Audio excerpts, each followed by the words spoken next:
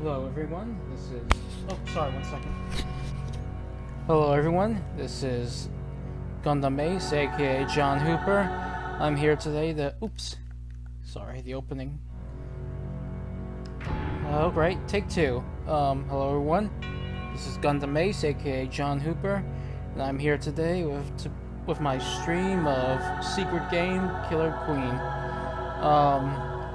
I apologized for all the technical issues we had last time that prevented it from streaming smoothly, but it looks like for the time being that I've gotten issues figured out, so should be better this time, and hopefully it'll be a lot smoother.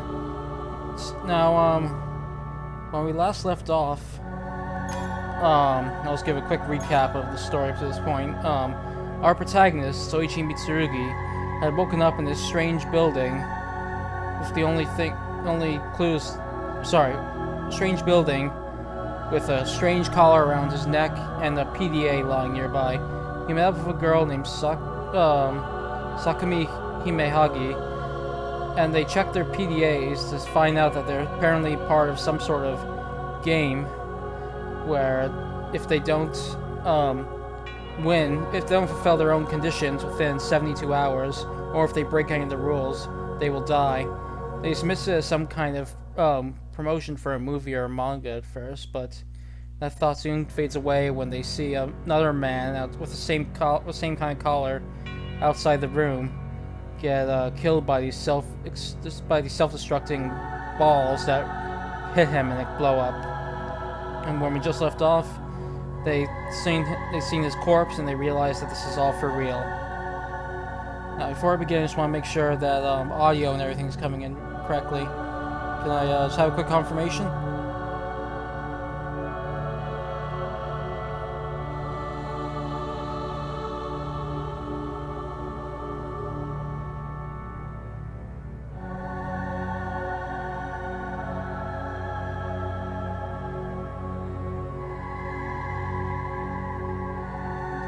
Okay, so audio seems to be alright? Alright, good. Then I will continue the stream. Just let me know if there are any issues come up. And here we go. Let's continue where we left off.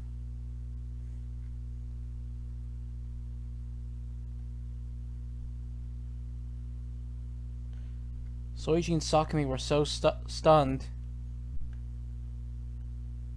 that they only noticed that there were other people there when one of them actually shook his shoulder.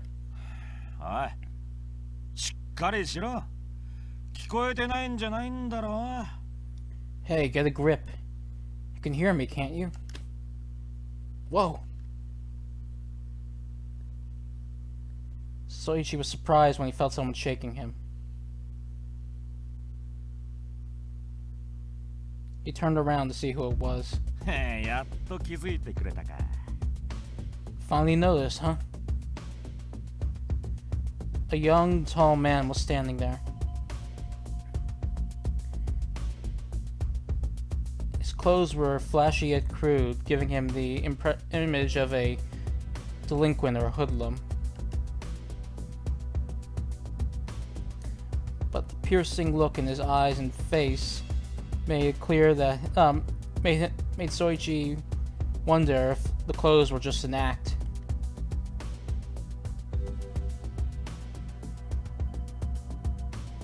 The man widened his arms and sighed in exasperation when Soichi finally noticed him.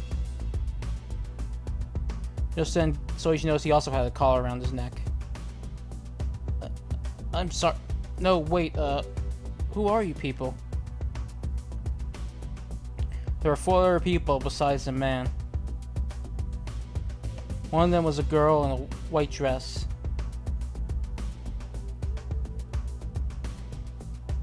She was tall and had a composed air about her, so Soichi wondered if she might be older than him. The second one was a woman. She was much older than the first person, and she had the composed atmosphere of a woman in her 40s. Her makeup and clothes were very fancy. Perhaps she was someone of high society. The third one was a boy. He was a head shorter than the two other women. He was probably still in the midst of puberty.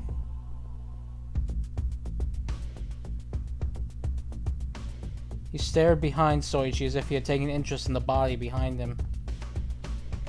The last one was a woman.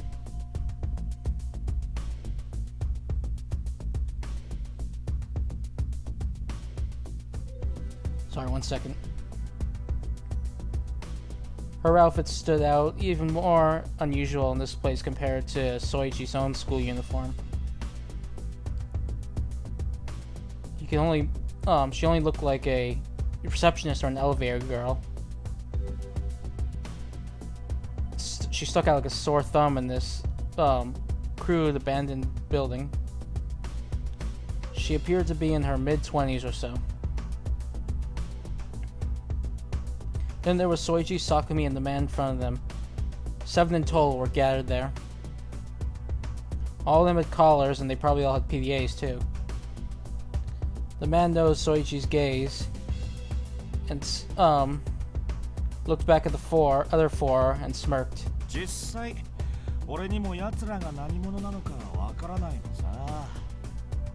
Truth is, I got no clue who these guys are either.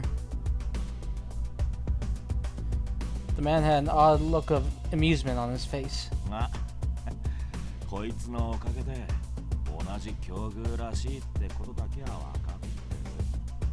However, thanks to this thing, I know we're all probably in the same boat. The man touched his own collar.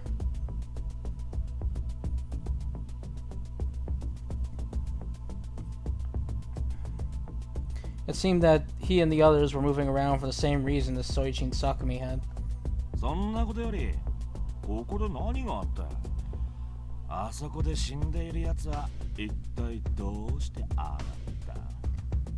Anyway, what happened here?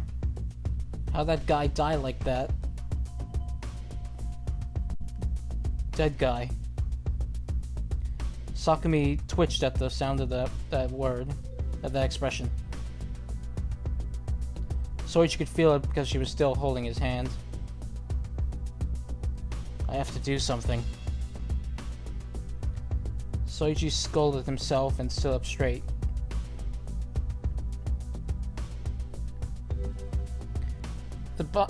He was still shocked from the body, but he couldn't just stand around in the daze forever.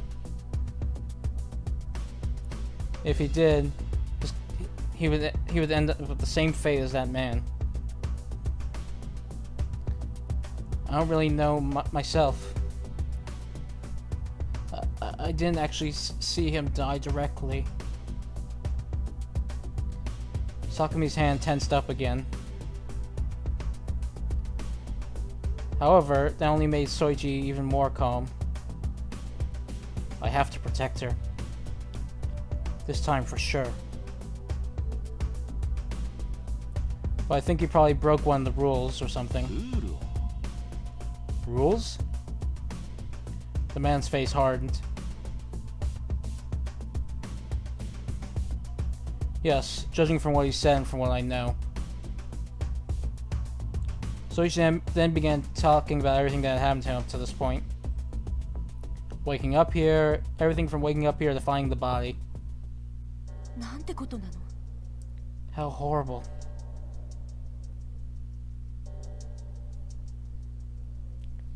The middle-aged woman's face hardened after Soichi finished telling his story. It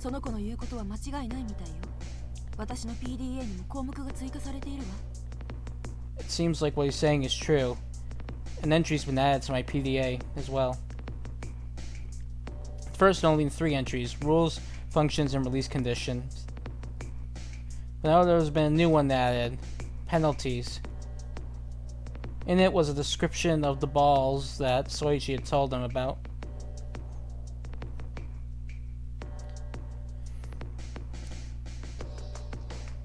Plus, there was the burnt and metallic parts still left behind.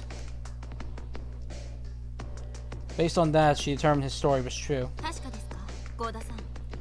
Are you sure about that, Goda? the girl in the white dress called the middle-aged woman Goda.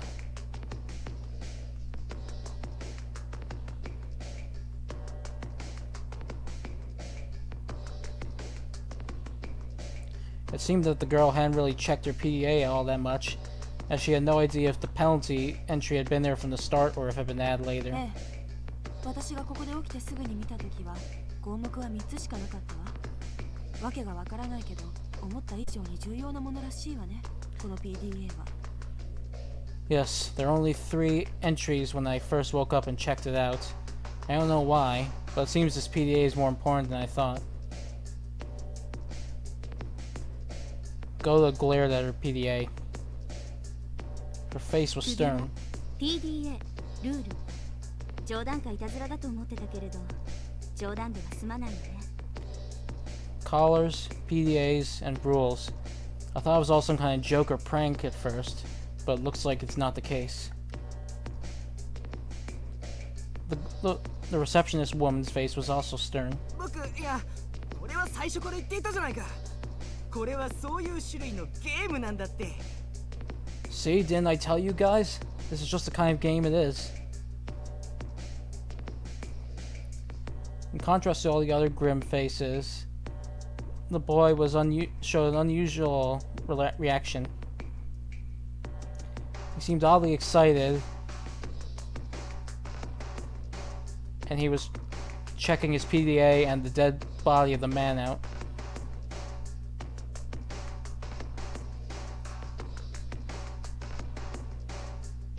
Looked less like a person at the sight of a brutal killing, and more like a kid who discovered a new toy. 今のところ確かなのはルール違反すると首輪が反応してこの建物の警備システムが殺されるってこ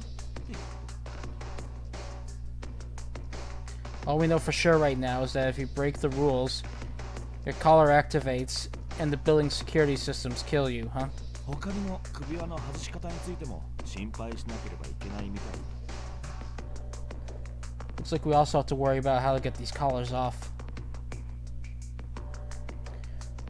The young men kept quiet up until now, laid out their situation.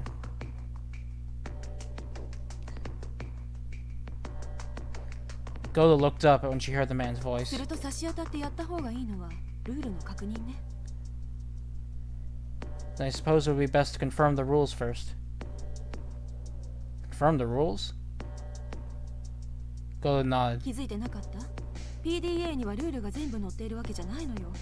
PDA ごとに少しずつ別の項目が書いてあるみたいなの。 Didn't you notice? Our PDAs didn't have all the rules on them. It seems that each PDA has different rules. あんた結構な年なのに機械に強いんだな。見直したぜ。You're pretty good with machines despite how old you are. You gained some points in my book. The man chuckled as he toyed with his PDA. 失礼な子だこと。 How rude.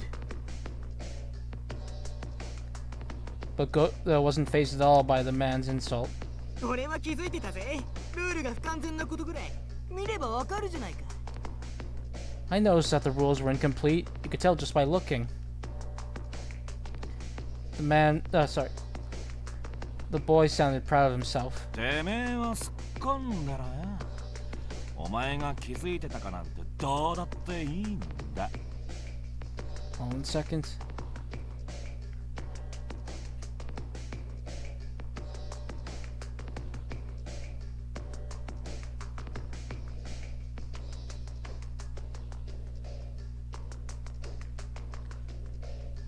Okay, back. I thought I was having a streaming issue, but it appears not. Anyway, let me just get back in the mode now. Okay, and here I go. Stay out of this, kid. Who cares if he knows it or not? 何？ What was that?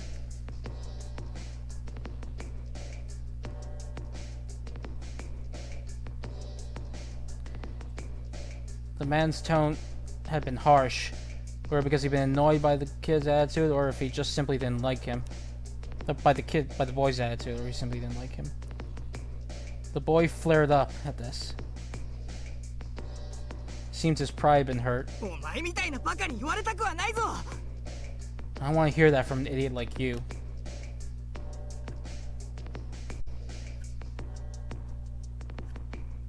The man just smirked in response to the boy shouting. It seemed he was having fun, toying with him. おいお前聞いてるのか Hey, are you listening? It was the receptionist who stopped the fighting between them. ルールの確認なんかより重要なことがあるわよ。 Something more important we have to do than checking the rules. What's that? The woman smiled. It was almost a pitying look that was on her face. 自己紹介よ。いつまでもてめえとかお前とかじゃ誰が誰だかわからないでしょ。 Introducing ourselves. We're not going to get anywhere unless we know each other's names, right?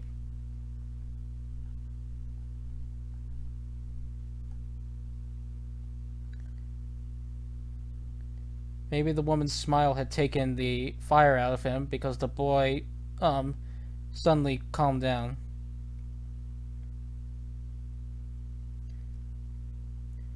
And on the other hand, the man just sighed, raised his hands, and as if to say, just do whatever you want.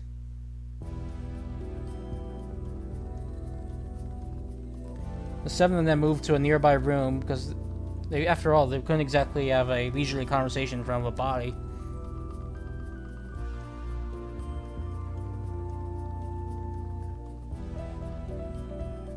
Fortunately, the room didn't have much in way of garbage and dirt, so it was big enough for a conversation.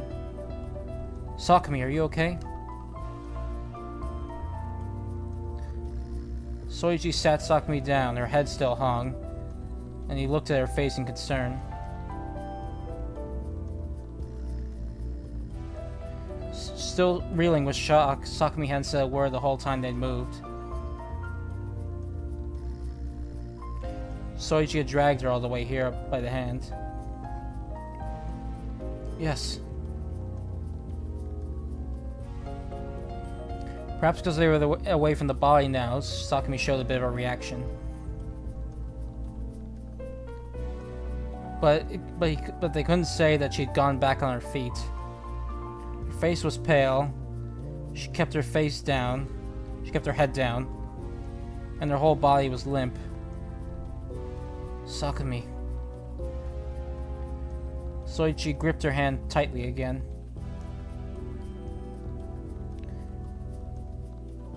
The girl, Sakumi didn't notice what Soichi did, her hand still trembling from time to time.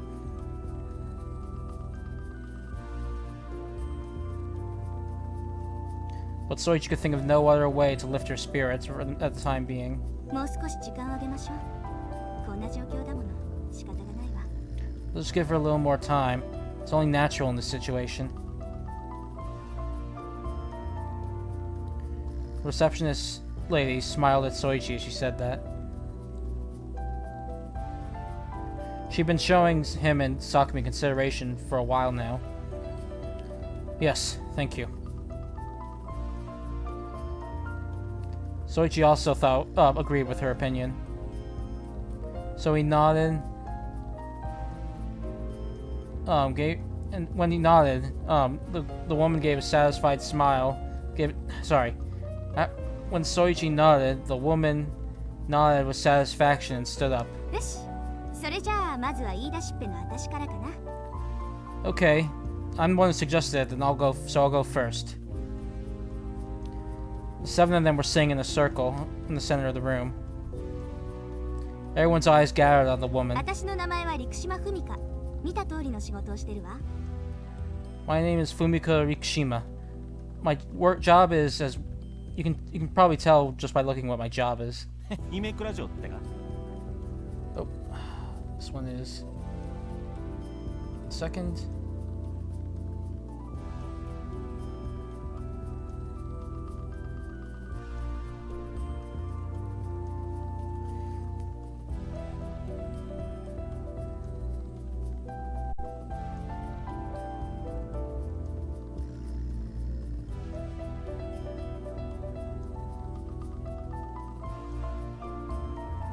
Okay, back.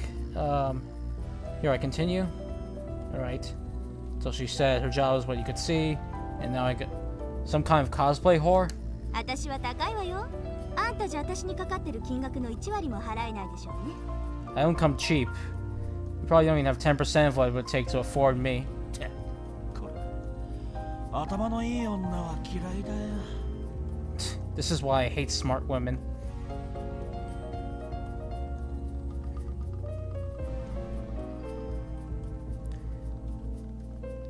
The woman called Fumika gave a textbook smile, not even fazed slightly by the man's crude joke. It was the kind of smile that just screamed, "Do you have an appointment?" Picture perfect, a receptionist. 冗談はさておき、真面目なところどこぞの家電メーカーの受付に座ってるわ。 All joking aside, and I'm a receptionist for a electronics manufacturer. 昨日コンビニにお昼を買いに行ったところまでしか覚えてないわ。気づけば朝でこの埃っぽい建物の中。 I only remember going out to a convenience store during the day, and that's it. Next time I woke up, I was mourning in this dusty building. 携帯は通じないし、今日は無断欠勤になってるでしょうね。はあ、帰ったら部長にどやされる。 My phone's not working, so I can't even call in absent. Man, my boss is gonna kill me when I get back. 記憶が途切れる前に怪しい人影とかは見なかったのかしら。 Did you see anyone suspicious before you lost your memory? Goda asked, but Fumika shook her head. 残念ながら何も。そもそも人が多いあたりだから、いても気づかなかったと思います。 Sorry, but no. Even if there were so many people around, I don't think I would have noticed them anyway. そう。なかなか都合よくはいかないようね。 I see. It's not gonna be that easy, huh? Goda shrugged. 私はこんなところかな。次はそうだ、幸田さん。ついでにやっておきますか。 That's about it for me. Next, I know. Why don't we go with you, Goda? ええ、そうね。そうしましょう。 It sounds like a plan. I'll do just that. Fumika sat down, and then Goda stood up. もう知っている人もいるかと思うけど、私の名前は幸田真由美。有名ではないけれど会社を経営しているわ。 Some of you already know this, but my name's Mayumi Goda. It's not famous, but I work for a company. へえ、おばさん社長だったのか。道理で着てるものが高そうなわけだ。 Oh wait, hold on a second. Nope, sorry. Let me just go back to her line. It's not famous, but I run a company. Sorry, not work.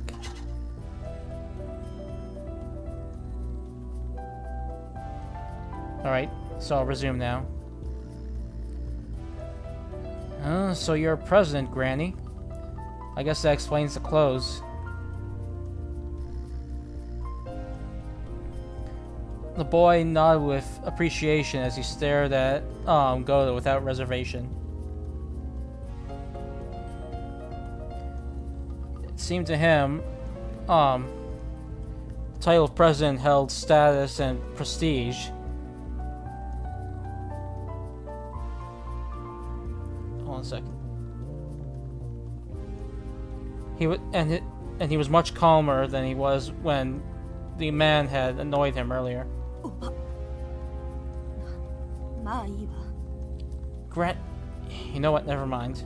ここへ来た経緯は私も文香さんと似たようなものよ。商談からの帰りに意識を失って気がついたらここに。犯人たちの姿も見てないわ。My circumstances are about the same as Fumika's. I was on my way back from shopping when I lost consciousness, and I was here when what came to. I didn't see the culprits. Goda sat down. It seemed her introduction was over. じゃあ次は俺から。 Okay, guess I'm next. The boy cheerfully stood up.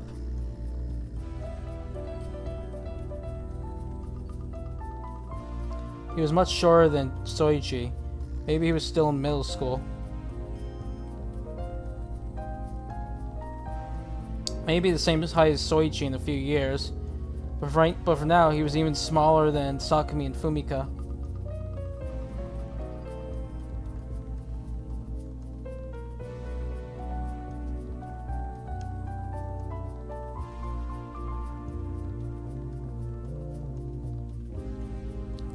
1 second.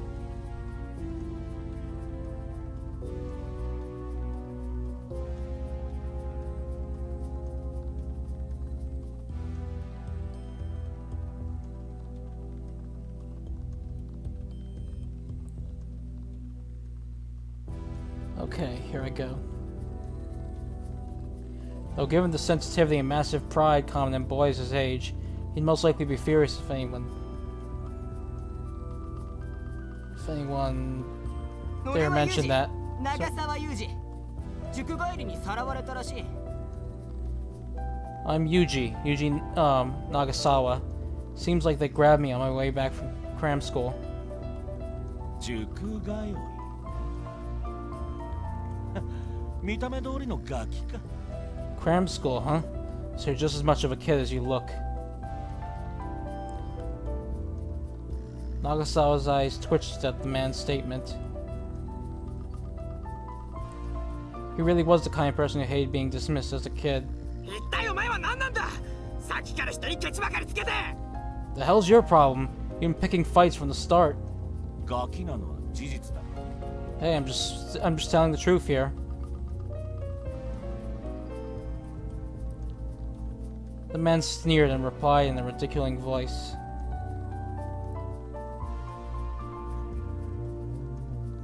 At that moment, Nagasawa's rage hit its boiling point. お前いつか殺してやる I swear I'm gonna kill you, you hear me? おお怖い怖い僕ちゃんの背が伸びたら殺しに決まっちゃうね Ooh, scary. Come back and grow a few inches and maybe you'll be tall enough to try.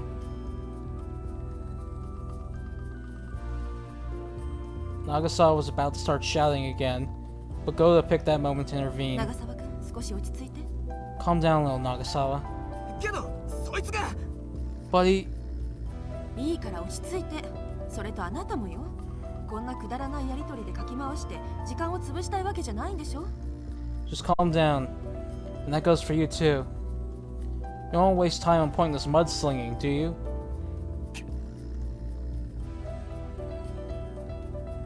Goda's rebuke silenced Nagasawa and the man.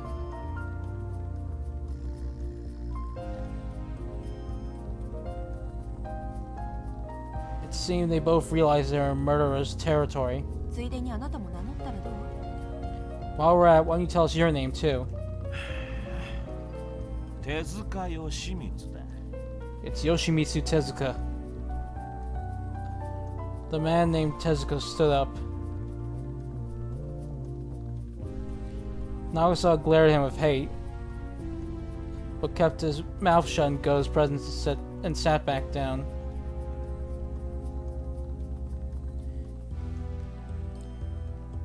Tezuka made an exaggerated swing of the hand before continuing. 職業は会社員ってことで As for my job, well, I work at a company. Despite his claims, Soichi couldn't imagine that this Tezuka was an ordinary salaryman.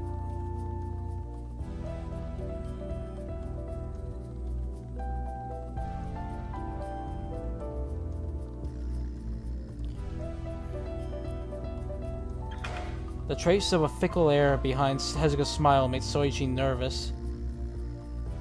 It honestly wouldn't surprise him if Tezuka proclaimed he was the kidnapper. ここへ連れてこられた状況は仕事の出かけだな Pretty sure I got grabbed when I was heading back from work. 車に乗ったところまでは覚えてるんだがそこからが思い出せない車の中で薬でも嗅がされたんだろうぜ I remember everything up to getting on the train, but nothing after that. They probably drugged me in some car.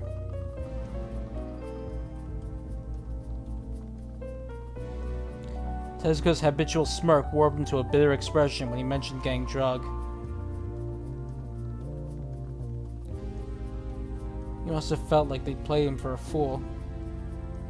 とにかく楽しくやろうぜ合同杯 Anyway, let's have some fun, guys.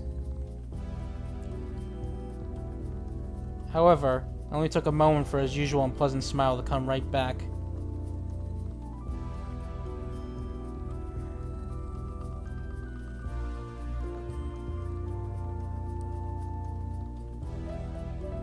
Go spoke up again, perhaps determining that he was done talking. それじゃ次はレイカさんお願いできる？ Alright, then could you please go next, Reika? はい。 Alright.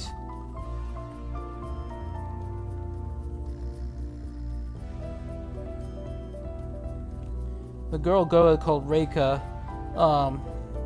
nodded curtly and got to her feet with a serious look on her face.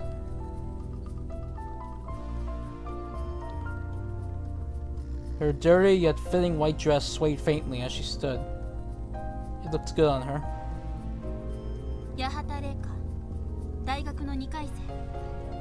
I'm Reika Yahara, a sophomore in college. あら、大学生だったのね。 Oh, a college student, huh?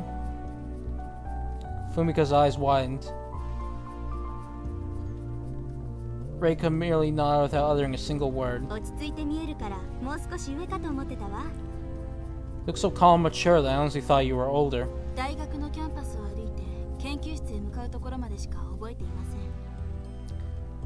Last thing I remember is heading across campus to attend a lab. 途中に人気の途切れる場所があるので、おそらくそこで拉致されてきたんだと思います。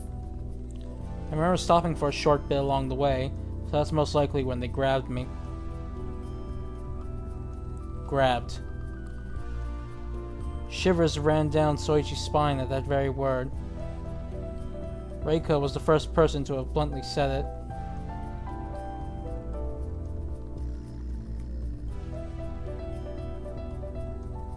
Naturally, Soichi was well aware someone had brought him here. But hearing it said out in the open like that drove it home hard.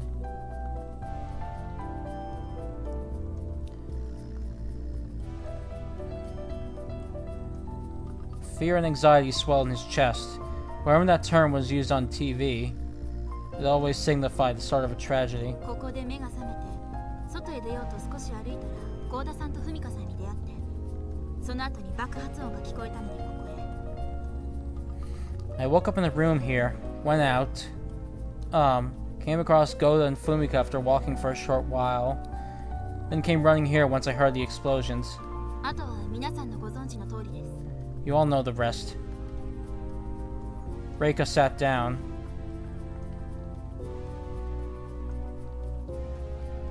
With the other five having finished their introductions, all eyes spontaneously turned to Soichi and Sakumi. Oh, Soichi tried to get up, but Sakumi's firm grip kept him from doing so.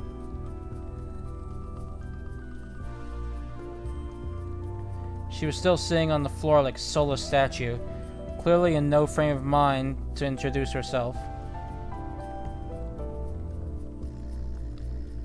As such, Soichi felt it would be in poor taste to let go of her hand and stand up. So he gave up on the idea reluctantly. Sorry, but do you mind if I introduce myself sitting down? ええ、気にしないでいいわよ。 No, by all means, go ahead.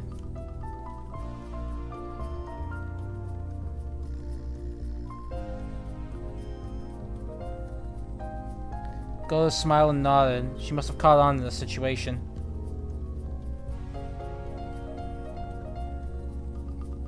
Seeing that consideration reinforced Soichi's impression of Goda as a mature adult.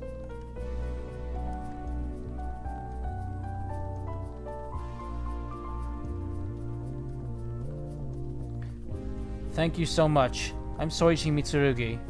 She's Sakumi Himihagi. Two of us met for the first time in this place, but we've been traveling together ever since. え、恋人同士じゃなかったの？ Wait, so you're not a couple? Fumika's eyes went wide. Sakumi's hand twitched at that moment. てっきりイチャついてるところを丸ごとさらわれてきたんだと思ってたのに。 And here I thought we caught you two flirting red-handed. You got it all wrong. ここの暗がりをいいことに不純異性交友に励もうとしていたんじゃないの？ Looks like someone's trying to take advantage of the dark here to have an illicit affair, am I right? Of course not. This is hardly the time or the place. Soichi may have been denying Fumika's claims, but he knew she was just trying to be considerate because of Sakumi. Though Sakumi was still staring at the ground, Soichi could feel some tension lifting from her hand thanks to the bizarre turn in the conversation Fumika had brought about. I feel the same as you, Sakumi. Soichi was a little bit relieved.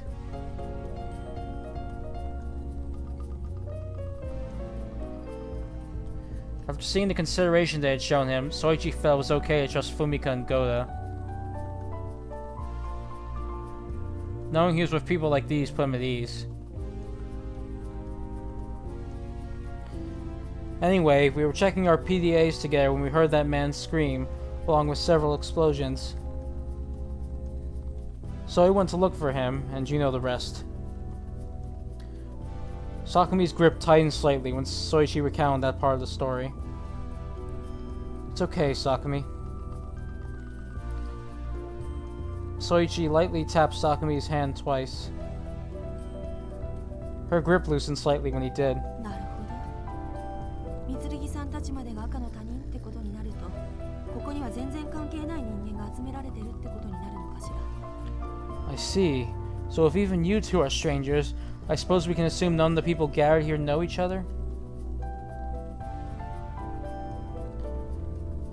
Goda frowned slightly and crossed her arms. 俺にはガキの知り合いはいねえよ。 I sure as hell don't know any brats. お前な You bastard!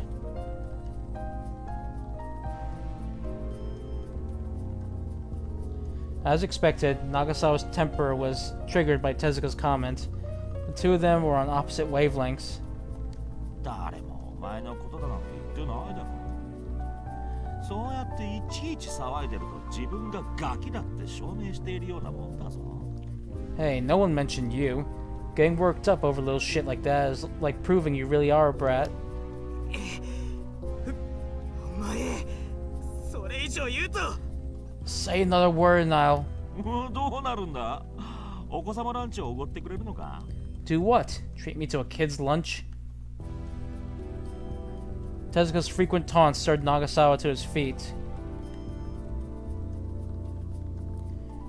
He looked about ready to run over and strangle Tezuka right where he sat. ストップ。二人ともいい加減にして。 Stop it right there. Cut the crap, you guys. It was Fumika who stepped in the nick of time. まったくもうすぐに脱線するんだから。何の話をしていたのか忘れないで。 Why you guys have to keep derailing the conversation? Don't forget what we're discussing here. Her shouts brought their quarreling to a halt. そうだったそうだった。ありがとうよ姉ちゃん。忘れるところだったぜ。まだ本命の話題が残ってたな。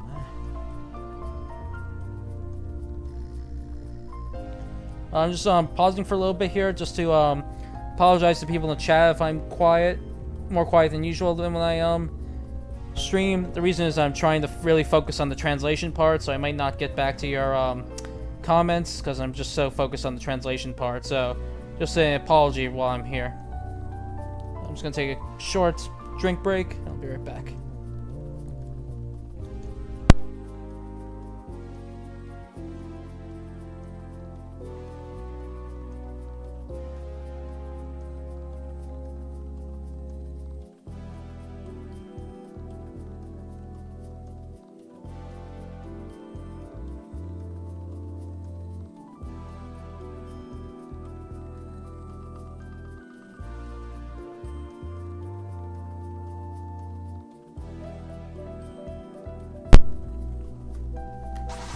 Oops. Sorry about that. I'm back here. I'm just going to そうだ go back a line. そうだったそうだった。ありがとうよ姉ちゃん。忘れるところだったぜ。まだ本命の話題が残ってたな。As for Ravis, yes, same voice actor. To my knowledge, I think, if I remember right, all the voice actors from the Dojin version returned for the remake, so you'll hear all the same voices. Some of them are going. As for the translation pace, I actually admit I went over the scene a little bit before this just to speed up the thing because we're still in the early setup phase, so I'm trying to get through them. I'm trying to get through these scenes a rather quicker pace so that we can get through the setup as quickly as possible. That's why I'm a bit faster today.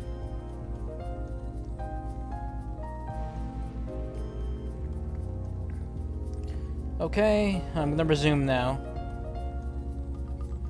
Alright, here I go. Right you are. Thanks a bunch, lady. I almost did forget. We haven't even gotten to the main course, have we? Tezuka took out his PDA without the slightest hesitation. 話し合うべきは俺たちよりこいつだ。 You should be talking about this thing, not ourselves. 俺たちは何をすると死ぬのか。まずそれを確かめなくちゃ。 We gotta read this thing first. We wanna know how not to bite it, yeah? Tezuka swung around his PDA casually, flashing yet another smile that held a most unusual hint of amusement. 差し当たって確認した方がいいのはルールと首輪を外すための条件ね。 For now, it would be best to check the rules as well as the conditions required to remove the collars, wouldn't it? Goda took out her PDA upon Tezuka's prompting.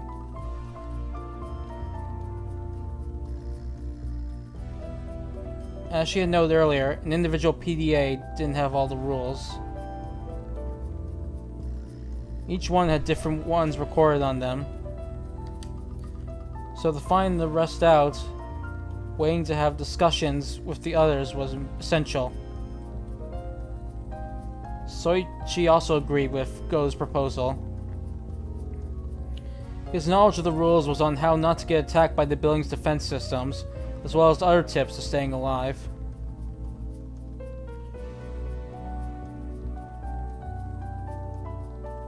He wouldn't also mind if they worked together to get their collars off. After all, if they did, then not even their kidnappers would easily be able to restrain a group of their number. ルールの確認までは賛成だが、その先は賛成できねえな。 I'm all for checking the rules, but screw that other part. But Tezuka smirked.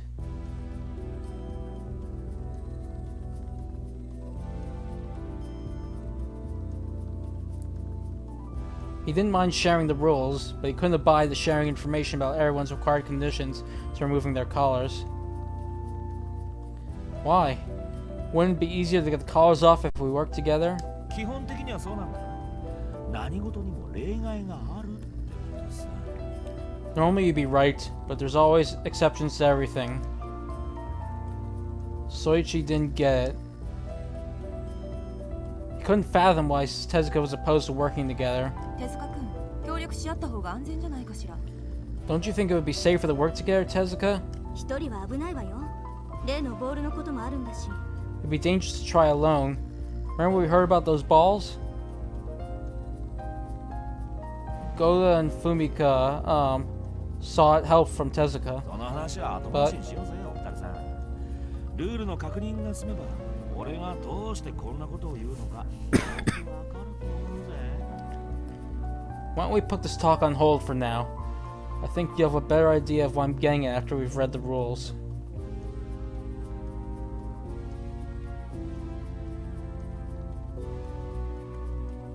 Tezuka seemed very sure of himself. Apparently, he knew something the others didn't. まあどのみちルールの確認は必要だし、この件は保留にして先にルールを確認しましょうか。 Well, we do have to check the rules either way, so why don't we put this aside for the time being and check them out? わかった。 Okay, そうしてくれると助かるね。 that'd be a big help, yeah. Nagasawa and Tezuka were quick to agree.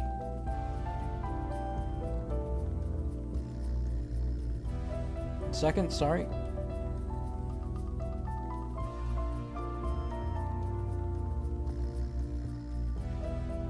Okay, sorry about that, here we go. Soichi felt odd at seeing that pair who were normally so odds with each other, being of the same mind only at times like this. 他に問題はないかしら。 Any other questions? Goda took a look around.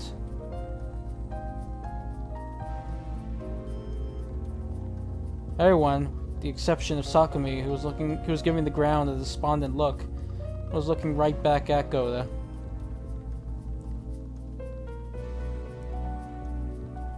However, no one opened their mouths, It seemed they were just as interested to learn the other rules. Satisfied, Goda broke the ice. そうしたらまずはルールの1番からかしら。 And I guess we'll start with rule number 1. Goda looked at her PDA as she said that. Soichi took out his own PDA and turned it on.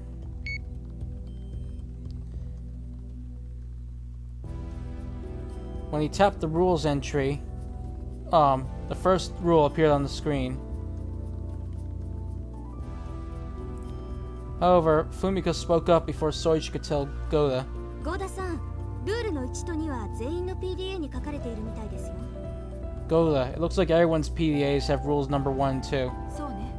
1と2は全員の PDA に書かれていて、他に2つのルールがランダムに割り振られているらしいわ。 You're right. It would seem everyone's PDAs have rules 1 and 2, are randomly given to the others. だからこの2つに関しては省略するわね。 So let's skip these first two.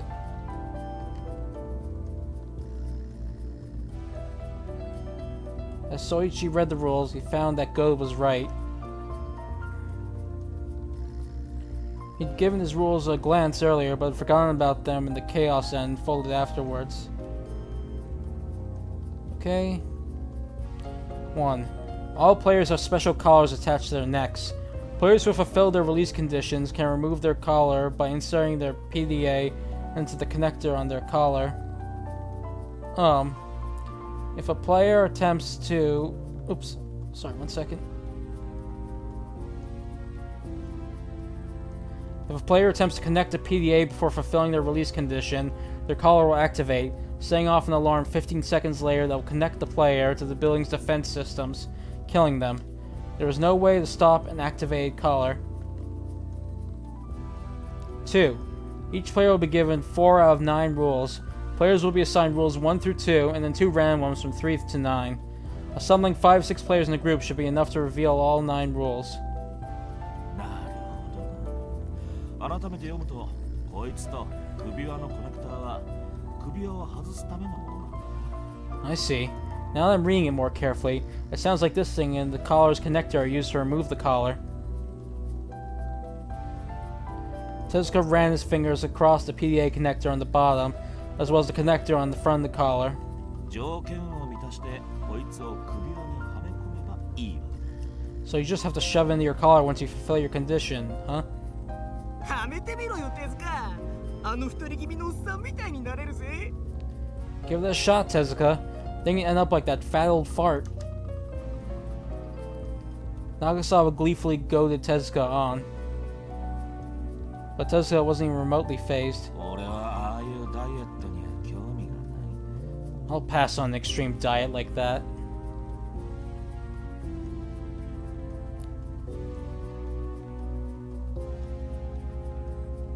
Tezuka was referring to how the man's flesh had been shaved off little by the explosions that had spelled his demise. Everyone's faces froze over at that moment. Even Nagasawa, who had brought the conversation to that point, was no exception. じゃあ3はどうかしら？ Then what's rule 3? Fumika spoke in a cheerful tone to dispel the tense atmosphere that unknowingly filled the room. 3なら私の PDA に書いてあります。 I have 3 on my PDA. It was at that point that Reika, who had kept her silence the whole time, raised her hand. 読んでくれるかしら。 Will you read it for us? は Alright.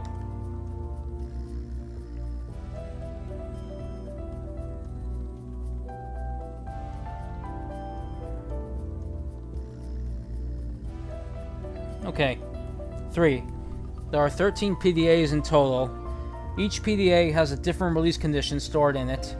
Each player is assigned one specific PDA at the start of the game.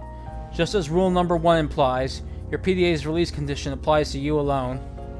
While you may steal other cards, it is impossible to remove your collar of that card's condition. If you attempt this, your collar will activate and you will die. So you can remove your collar only with the PDA you were given at the very start of the game. 13台ってことは全部で13人いるってことだよね。 If there's 13 PDAs, that must mean there's 13 players in total, right? そうなるんじゃないかしら。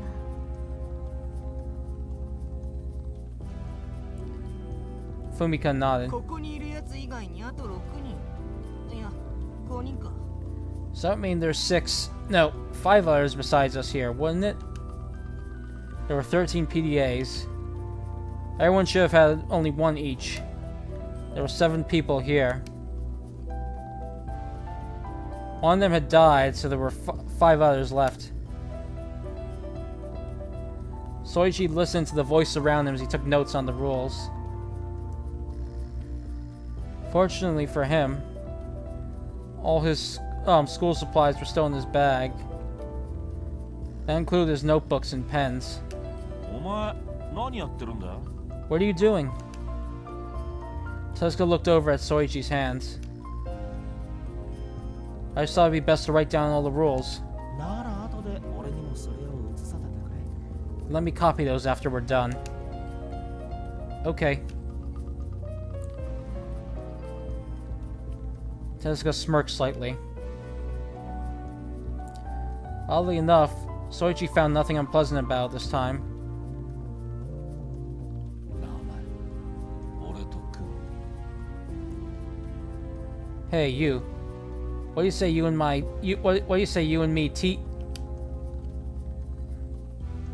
However, Tezuka's voice trailed off as quickly as it had begun. Oh, hold on a second.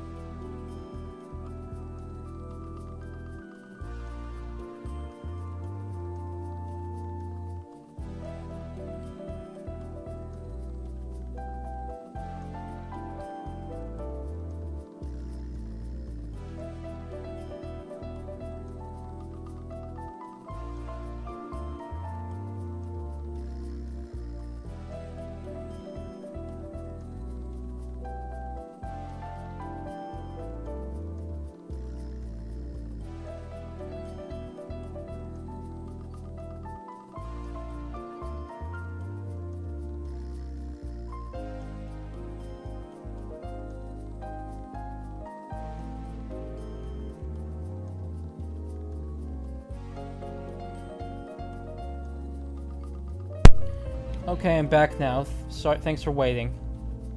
Alright, I'll pick up where I left off. Tezuka's eyes looked at Sakumi, who was sitting right beside Soichi. Sorry, what was that? Yeah? Nah, never mind. Forget it. And with a wave of his hand, Tezuka turned away from Soichi and looked back to Goda. What was that about?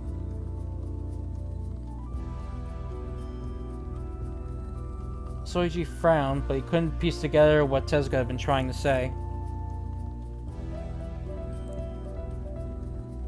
That Mitsurugi kid looks useful, but I don't know what will happen so long as that girl's with him. That was what Tezuka had been thinking.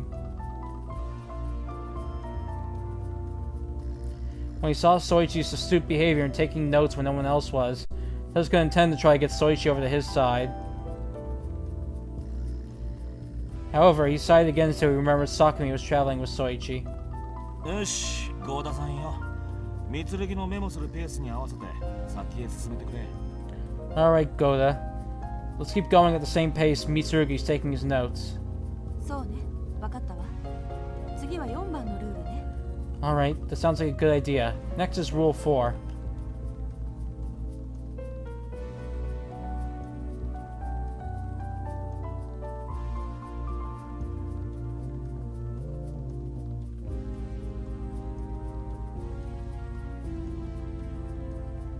Okay, here we go. 4. In addition to the 13 normal PDAs distributed at the start, there is an additional one, the Joker. Unlike normal PDAs, this one is randomly assigned to one of the participants. The Joker is a so-called wild card, as it possesses the function to perfectly disguise itself as one of the other 13 cards, down to its functions. There is no time limit to this function, and it's possible to use it as many times as the owner likes, but once it's used, you can't change it for an hour. Furthermore, connecting this PDA to your collar will not activate or release the collar. Also, if a player's release condition involves collecting or destroying PDAs, this PDA won't count as one of them. ジョーカーだと? Joker?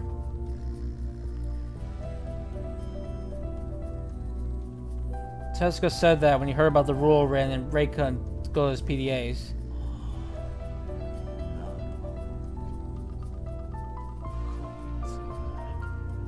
I see. So that's... A ghastly grin formed on Tezuka's face. It sent shivers down Soichi's spine. It was completely different from every smile he'd made up to this point. It was cold, calculating, and terrifying. ジョーカーがどうだっていうのさ。 What's the big deal about this Joker thing? なんでもねえよ。 Oh, nothing. Huh? Soichi also noted something odd about the way Tezuka was treating Nagasawa. Up until now, he would always reply to Nagasawa with some sort of disparaging remark. But not this time. This time, he kept his silence and a serious look on his face. Then there was that smile he just made. Though Soichi didn't want to believe it, he couldn't help but wonder if truly terrifying thoughts were hatching in Tezuka's mind. みつるいさん、書き終わったかしら。 Mitsurugi, are you done writing?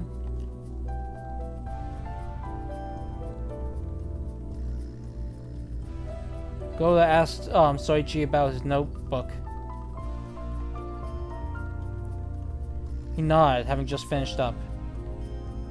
Yes, I got it all. そう。じゃあ次へ行きましょうか。次は5番ね。 Good. Then why don't we move on to the next one? That's number 5. Oh, I've got number 5 on mine. Soichi read from his PDA.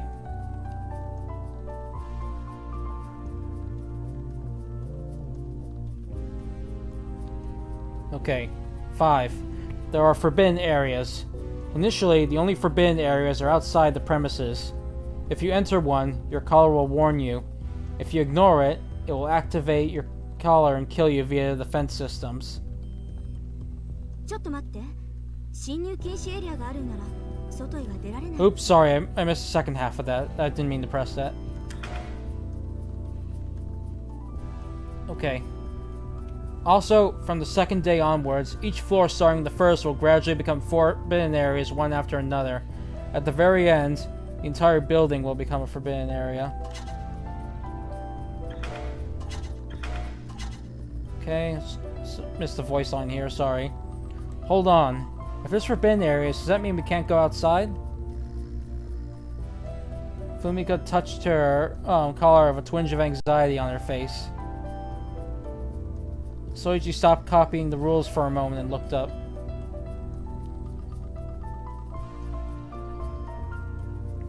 Most likely, if this rule is for real.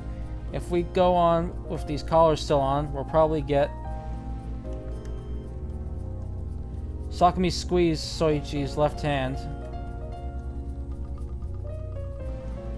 Because of that, he left the rest of that grim idea unvoiced. 困ったことになったわね。これは何としても首輪を外さなくてはいけないようね。 That certainly isn't good, is it? That means we'll have to get these collars off no matter what it takes. Goda added what he had been thinking. でも本当に外にもああいう仕掛けがあるかどうかも問題だよね。 But do we even know for sure there's something really like that out there? Something like that. Something that would attack the group just like the balls assaulted the plump man. Did that kind of stuff really exist outside this building? Nagasawa's question sounded valid, but Goda merely gave him a resigned shake of the head. 私はそれを自分の首輪で試したくはないわ。 I'd rather not test it out with my collar. それもそうか。 Yeah, that's true.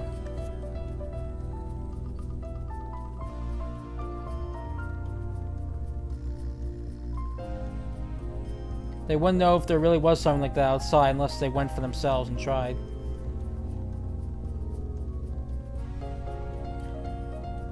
And if there really was, then they'd be dead. Simple as 他 that. 人で試すわけにもいかないし、本当に困ったわね。 And we can't test that with someone else either. This truly is a problem. Go's face was grim. In the end, getting their collars off first truly was the only way to be safe.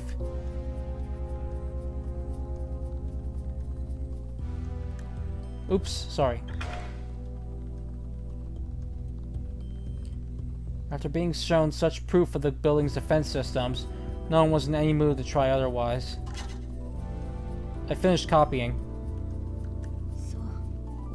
あまり気は進まないけど、確認しないわけにはいかないわね。6番のルールは私の PDA に載っていたわ。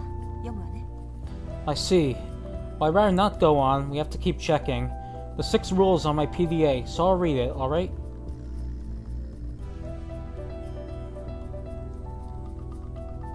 Okay.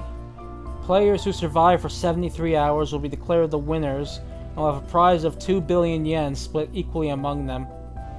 20億 2 billion? Nagasawa's eyes widened. 本当かよおい Are you for real? He was getting excited at the mention of such a grand sum. 落ち着けよガキが。 Chill out, brat.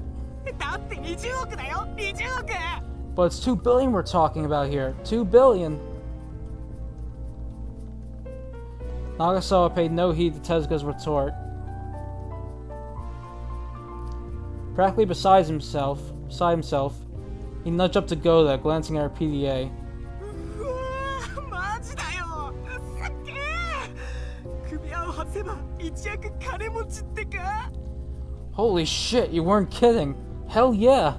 If we get these things off, we'll be loaded. けど本当にお金なんてくれるんでしょうか。 But where's the guarantee we'll actually get any money? Reiko's point was sound.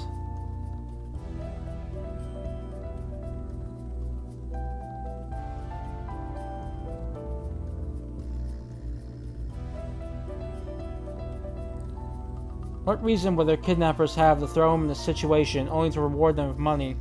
And even if they had one, who's to say they truly keep their word? 俺はこの金については疑わしいと思うぜ。 I think this whole money business sounds like a load of BS. なんでさきっとくれるって Why? I'm sure they'll let us have it. Despite Tezuka's dismissal, Nagasawa was in high spirits as though he'd already won the money. Soichi was on Tezuka's side here. He never heard of a kidnapper who gave his victims money. Usually it was the other way around.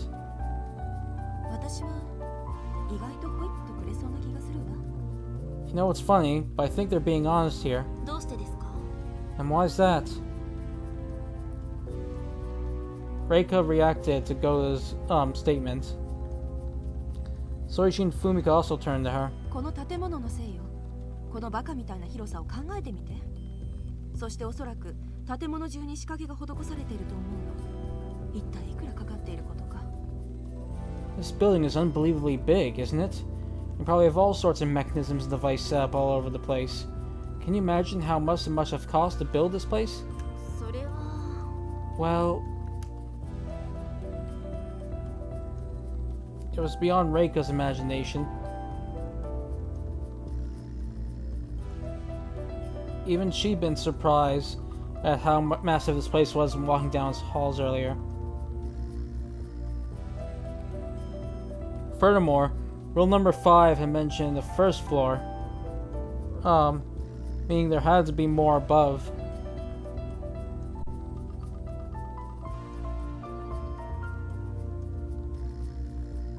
Hold on a second. What's more,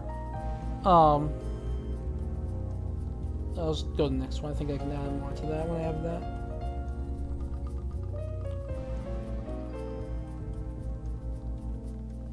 Next is go to point out there are most likely all sorts of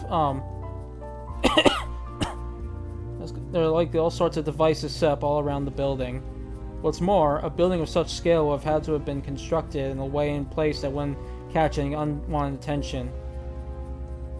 After all, Unless they build on a vast piece of private property far away from private eyes, it likely would become a hot topic.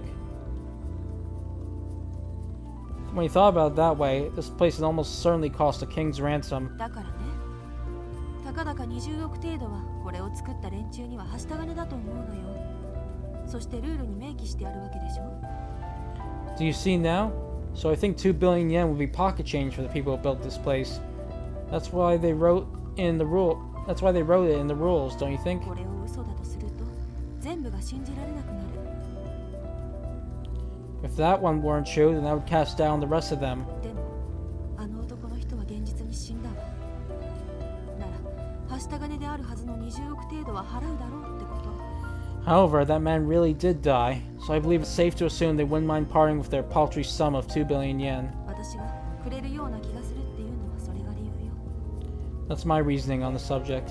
ほら、やっぱりもらえるんだって。 See, they really are going to pay us.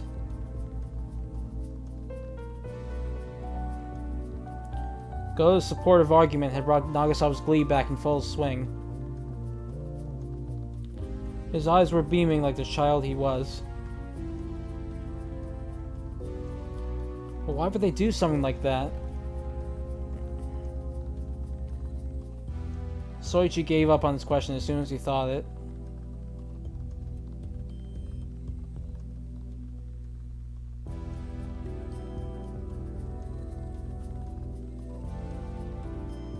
The reason he and the others were trapped here, the purpose of the rules and the collars, the prize money, all of it was just so absurd and incomprehensible by this point. They were unnecessary for a kidnapping. And they were also far too elaborate for an act of revenge.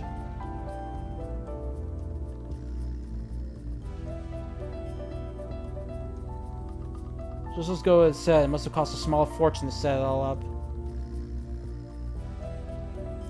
At first, Soichi dismissed it all as a joke, but someone had already broken the rules and died by this point. As such, he'd been forced to accept that all of it was for real. 三剣さん、先に進めてもよくって。 Mitsurugi, may we move on to the next one? Go's question brought Soichi back to reality. He still hadn't finished writing rule number 6. Sorry, please hold on a second. So the winners will get an equal split of 2 billion yen, right? Okay, done. 次はルールの7だけど。 Next one is rule 7. 7なら俺のに書いてある。 I've got that one. Nagasawa waved the PDA in his right hand as he raised his left. Oh wait, hold on, sorry. Nagasawa raised his right hand as he waved the PDA in his left じゃあ hand. 長澤くん、お願いね。 Then please go ahead and read for us, Nagasawa. はい。 Okay. 7. If anyone launches an attack while in a designated non-combat area, their collar will activate. 戦闘禁止エリアね。 Non-combat areas, eh? Tezuka scratched his head. それは一体どこなんだ？誰か知らないのか？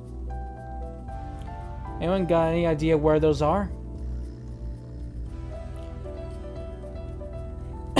Sorry. The rule in Nagasawa's PDA certainly mentioned non-combat areas, but not where they were.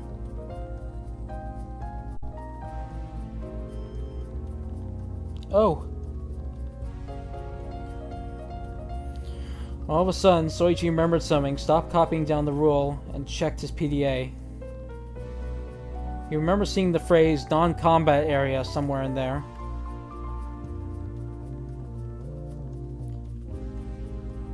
I knew it. Rule number 8, which is one of the rules I have, talks about non-combat areas. 読んでみろ。 Read it for us. Okay.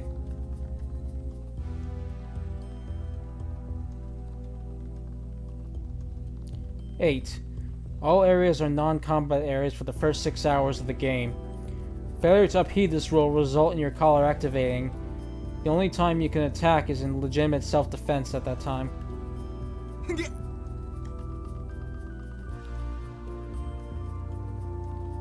Nagasawa's face paled as soon as he heard that rule.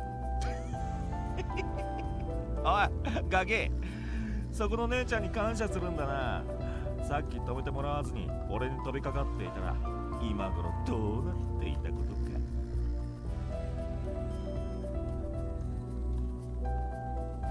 Oh, sorry. Here I go. Hey, Brat, you better be grateful to that chick there. Had she not stopped you from slugging me, you'd be dead right about now.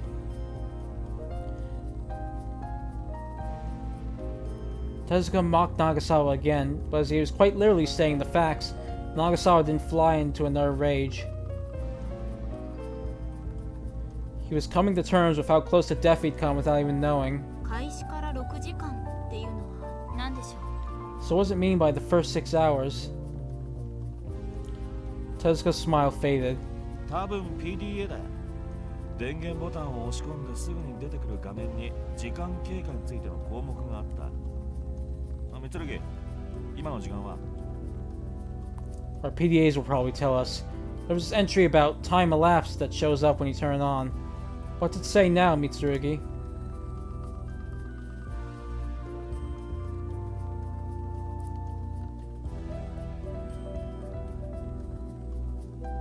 Soichi checked his PDA after Tezuka asked him.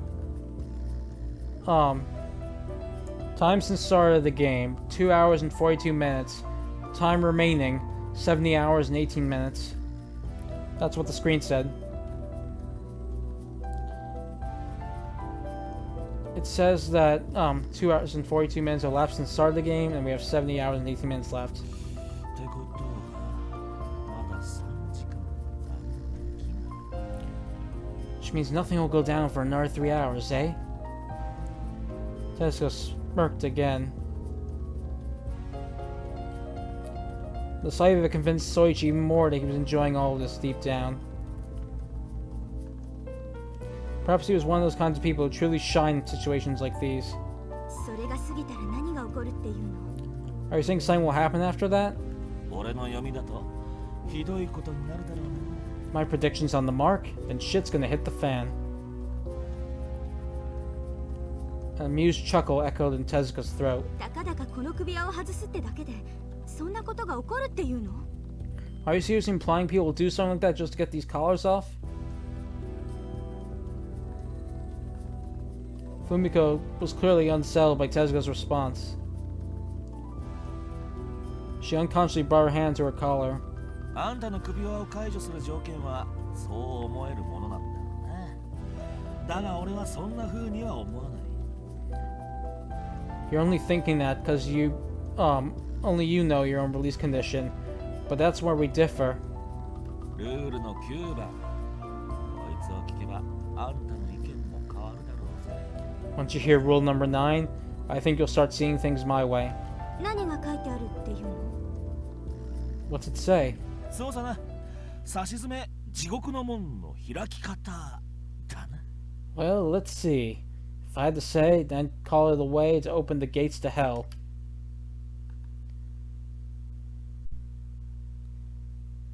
Tezuka kept on smirking with a warped sense of mirth. Okay. Here we go. Number 9. There are exactly 13 cards, and they follow as thus. A. Kill the owner of the Queen PDA. The way you do so is irrelevant. 2. Destroy the Joker PDA. If this PDA's function is used within 1 meter of the Joker PDA, the Joker's camouflage feature will be deactivated and reset. 3. Kill at least 3 players. This does not include deaths via collar activation. 4. Acquire 3 collars, not including your own.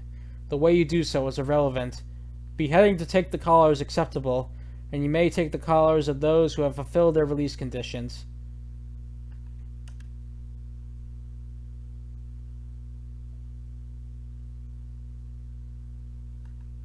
Five.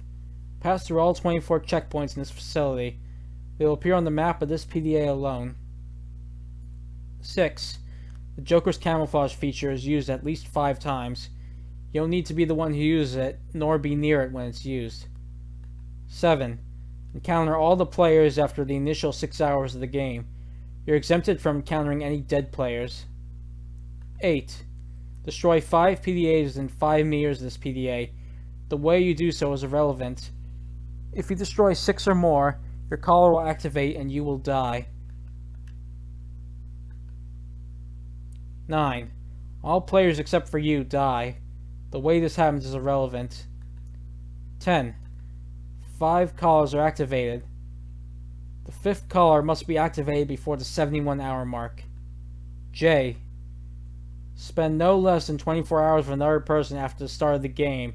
That person must be alive at the 71-hour mark. Q. Survive for 71 hours. K. Collect 5 or more PDAs. The way you do so is irrelevant. And with that, we have all the rules down. So I would like to introduce the betting system, if that's alright with all of you. And the stream game while we're at it.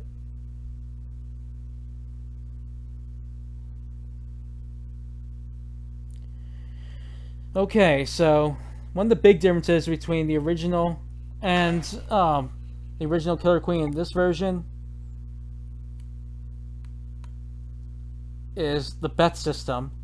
No, you can't win money. You can win bragging rights. Alright, here we go. Oh, this is the bet screen. I'll start translating these parts. Welcome.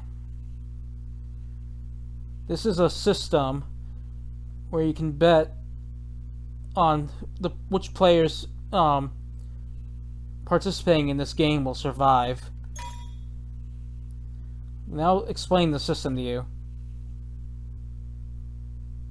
And just press A to continue, blah blah, go B to go back, so on and so forth. This game has 13 players in it. They're all confined in a certain facility, and they need to fulfill their own conditions in order to escape. Each of them has their own different condition. In order to fulfill their conditions, they will have to work together at times, compete with each other at times, and they may even try to kill each other. Players who may start out as friends may turn on each other as the game continues and resort to deception and trickery. Human relationships and the situations will change with time, making the outcome difficult to predict, more difficult to predict.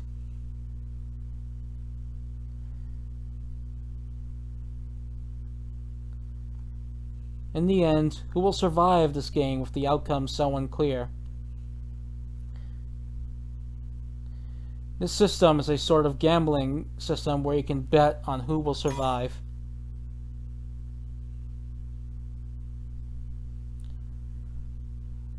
A most dangerous game, wouldn't you say?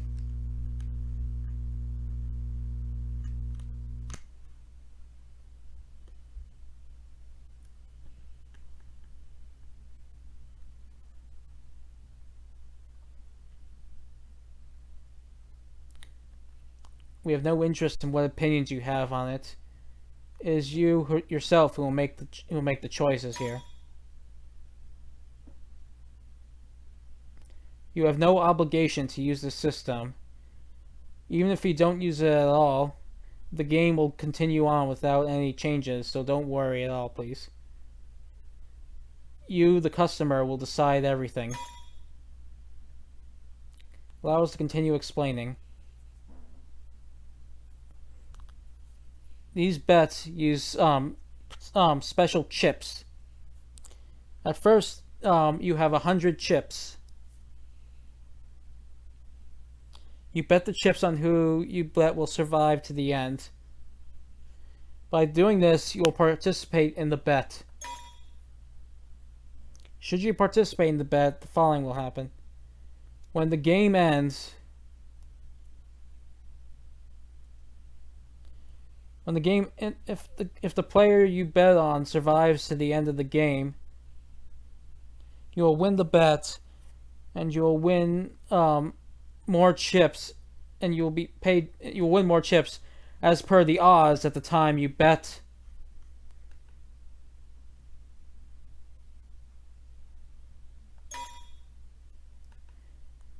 If you do not participate, then you will not get any chips, of course. You will not get any more chips. After the game is over,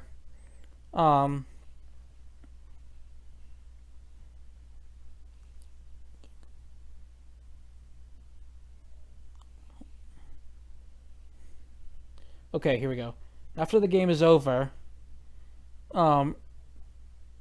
customers who are participating in the bet can convert their the chips they've won into gold. Gold can be used to buy additional promo CGs and extra voices in the album and extra voice menus.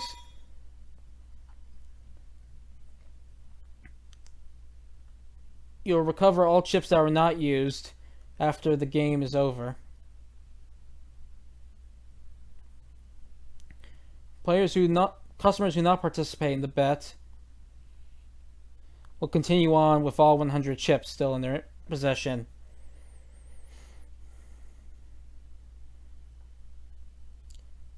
Furthermore, when you start the next game, you'll be supplied with 100 chips again.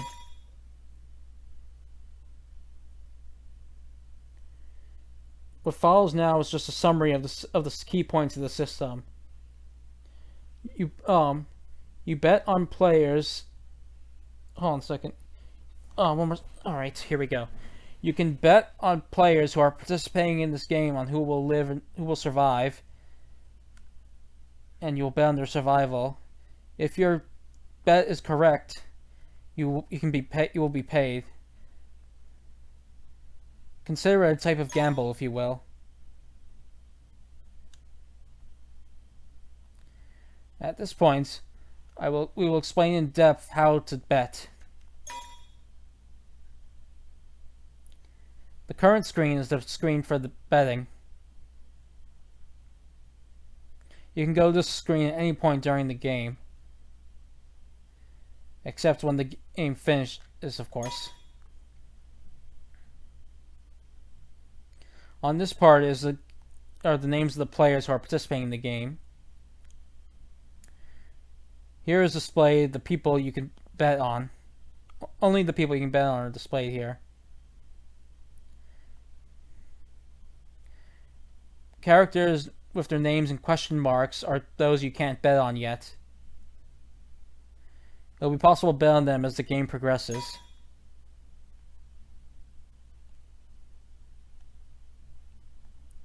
Right next to the player's name is the card they possess. At first, nearly all of them are question marks, but as the game progresses and you find them out more, you'll find out more of them. This information is the PDA each player possesses.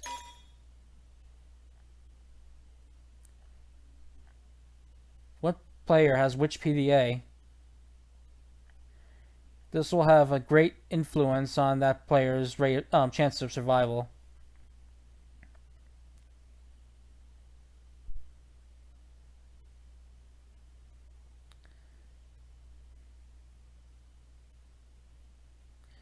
Detailed explanations of the rules and the other information on this PDA will be explained by the players during the game.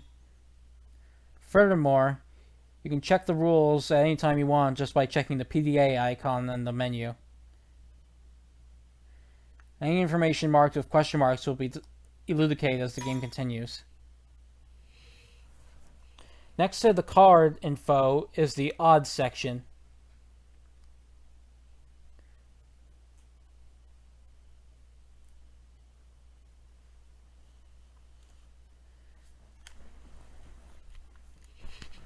When the odds are higher, you'll win more chips if you get paid back.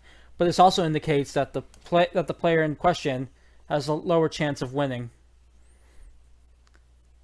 So the higher the odds, the higher the chance they'll die. I mean, like the less likely it is they'll survive. Doesn't mean that like anyone with a high odd will die. It just means that it's they're not as likely to win as things stand in the. For example, a strong man will have low odds, while a frail girl will have high odds. That's how it tends to work. Also, the popularity of the bet also is reflected on the odds.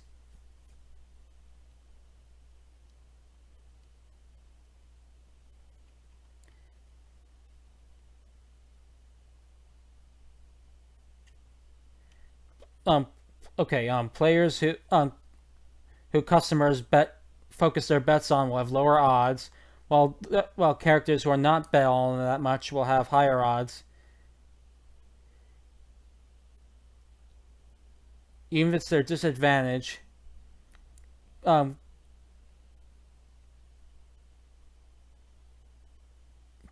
players who customers have their expectations on tend to have lower odds.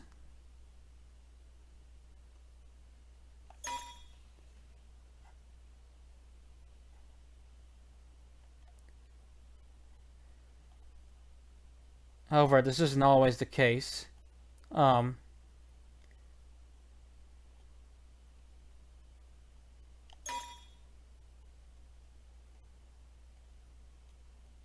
These odds will change as the game progresses.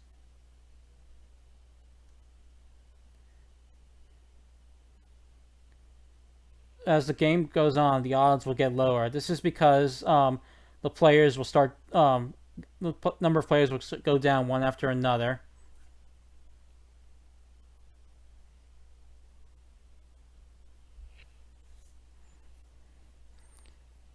Hold on a second. And since it becomes easier to bet on them, the odds will just decrease. So basically, you want to bet early if you want to win some chips. Okay, it's just telling how to bet with the game controller.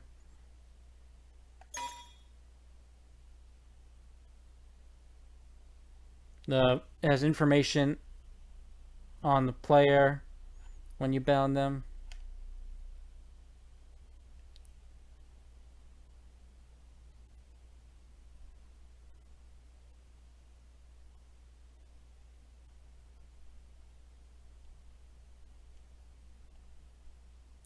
Alright, basically you can only bet on one player at a time, so if you want to bet on another player, you'll have to cancel your first bet.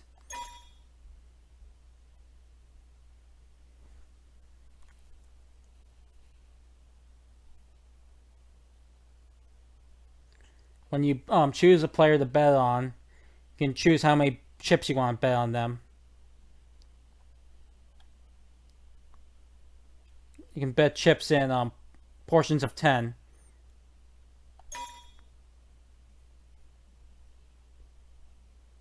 Once you decide number of chips, it will show the odds on the screen.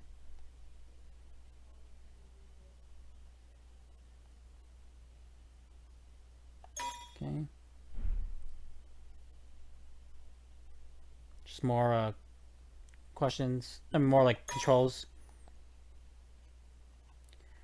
Number of chips you haven't used are displayed in the upper left-hand corner. As long as these chips are remained, you can bet as many times as you want. However, bets cannot be accepted once the game's end is approaching. When the game progresses and the player you've bet on dies, you cannot recover the chips you've bet on them.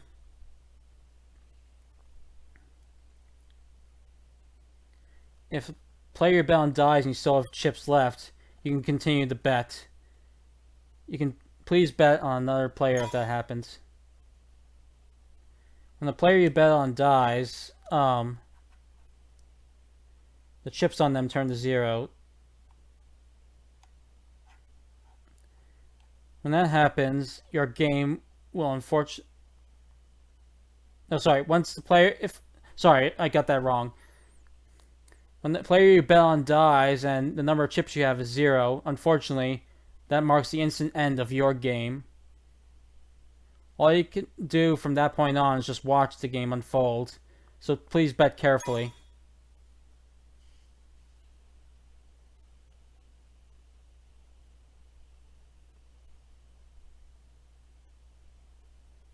Furthermore, you can only bet on a single player survival.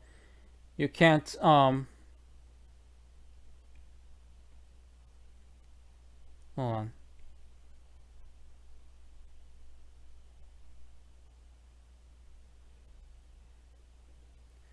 Okay, here we go. Furthermore, you can only bet on single player survival in this menu.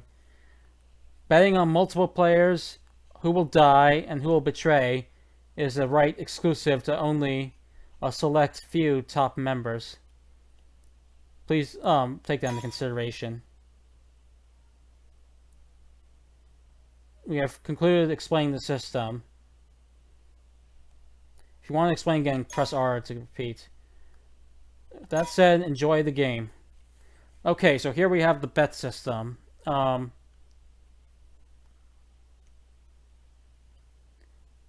So we have here's how the stream game version is going to work with you guys watching. Well, in the game you can only bet on one person. I will allow everyone here to bet on as many people as they want. And here's how the system will work. I'll start writing it down in the chat.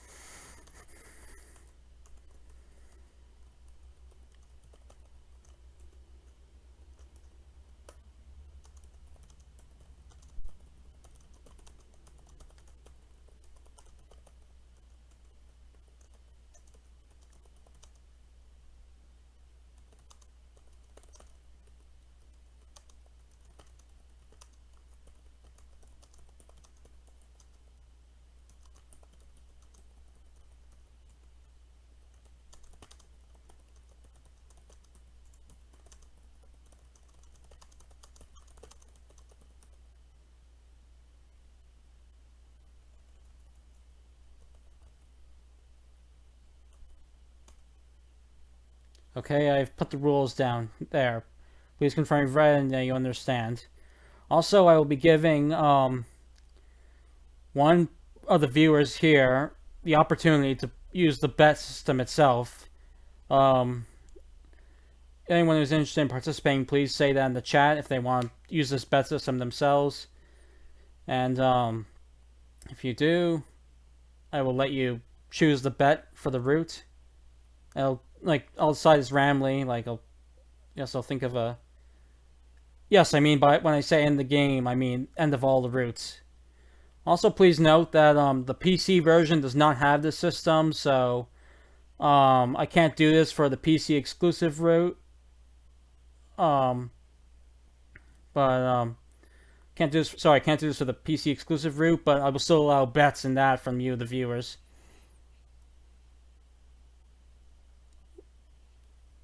Yeah, I think it's a good idea. Let's not allow Soichi because it would be, I guess, you have no guarantee he'll live or not, but it's probably safe to assume he's the protagonist, so maybe he'll probably live, maybe not, but sure, why not? We'll leave Soichi out of unvotable. Yeah, we'll leave him unvotable. But no, actually, you know what? No, we'll leave him votable here, but we'll leave him unvotable in the bet system itself. But we'll mark like protagonist votes, I guess. Alright, okay, so anyone interested in... just so you know, the odds can change, so if you want to wait a little bit until the bet, we can wait, but if you want to bet now, we can do it. Right now, we have Soichi, Sakumi, Reika, Fumika, Nagasawa, Goda, and Tezuka to vote on.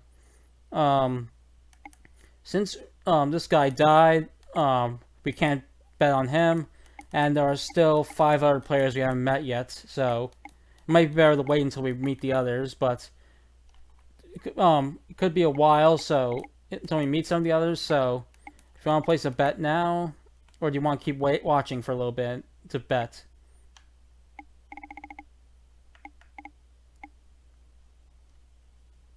I will be allowing bets at the end of the game. Okay. Do you want to bet for yourself or okay?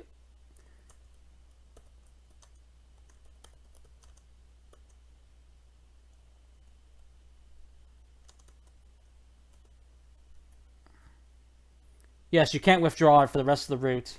I will allow you to wait until the end of maybe the first day to bet, I'd say, if you want to. Or maybe the second day. The problem is that it's more unpredictable by earlier on, so maybe better if we let it play out a little bit more so you can see like what characters are there and how they'll interact and so on. Yes, it will be cut off after the first and second day. And in game, as they said, you won't be able to bet as the game progresses.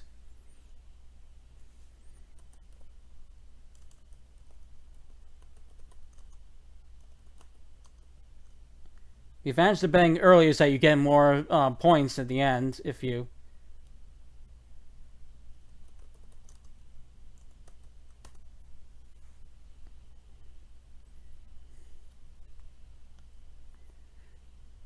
So, I'll just say one more time. Anyone want to bet in game right now, or do you want to wait for a little bit? Again, as for your own streaming bets, you can hold off till later. But once you make a bet, you can't take it back.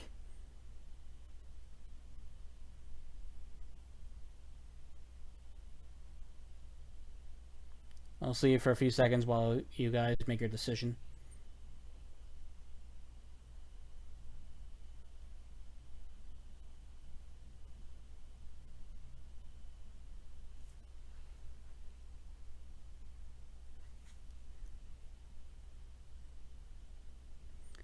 You want to bet now? Okay, if you want to bet now, then I guess I can let you bet now. Alright. Want to bet, Axis? I know Ajo expressed interest, but he wants to hold off for now, but there's always more routes. We can always let you get a chance in another route. Oh, you want to ask something? Go ahead.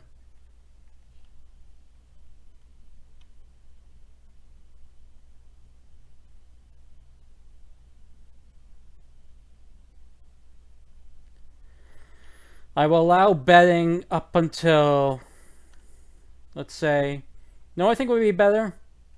I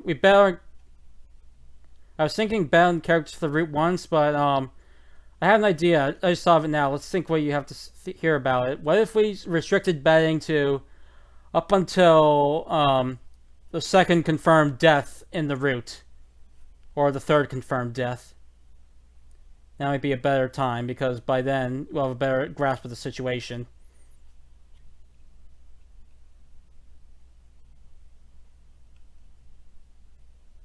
Like after the second or third person dies, then that's like the last point where you can bet. After that, there's no more betting until the next route.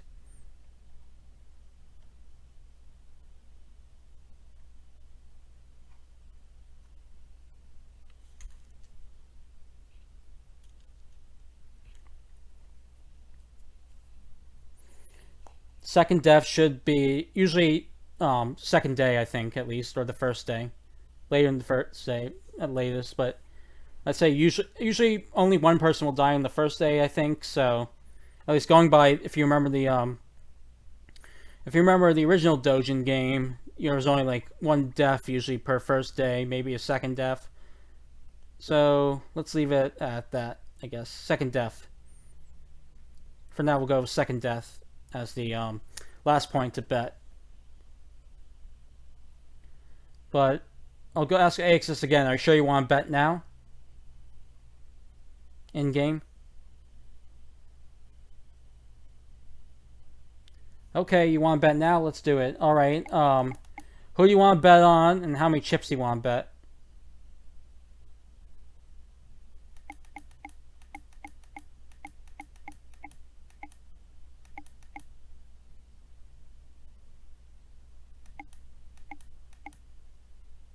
And just so we're clear, you're betting on everyone you think will survive the game.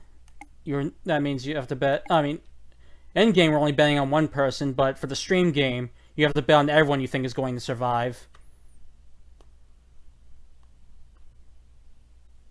You can bet once you make a bet, we can't take it back unless that character dies. So as many as you want. We'll get, if we lose the bets for this route, we'll just get 100 more chips back in the next route. And just a reminder that the odds will change as goes along, so the odds may get better for certain characters as this progresses. Like, let's say that, I'll just pick a random character. Let's say that, Nagasawa here starts getting in danger, then his odds should go down. And if you bet for him then, he ends up winning the game, then, you'd get a lot more than you would normally. That's how it works.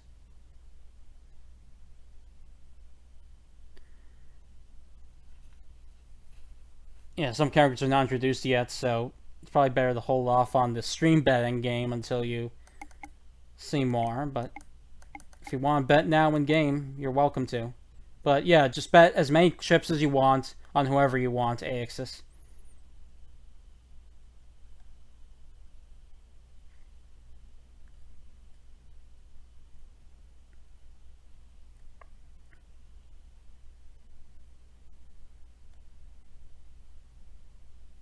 Second, taking a quick drink break.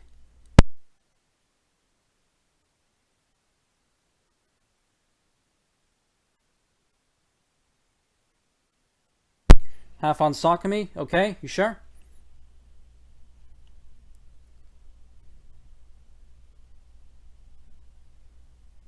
Okay. By betting on this person, you will be participating in the game. Furthermore, hold on a second.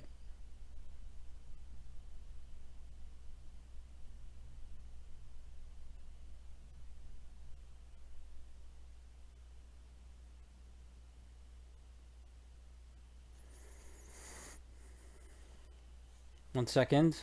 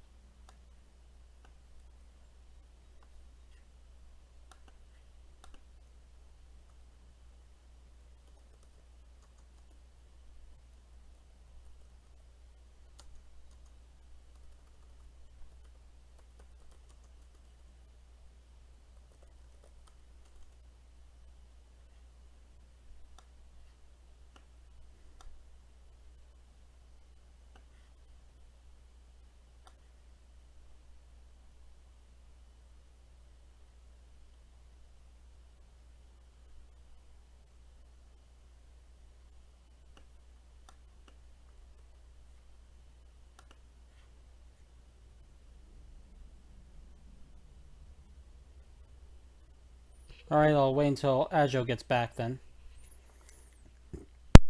Take a quick break.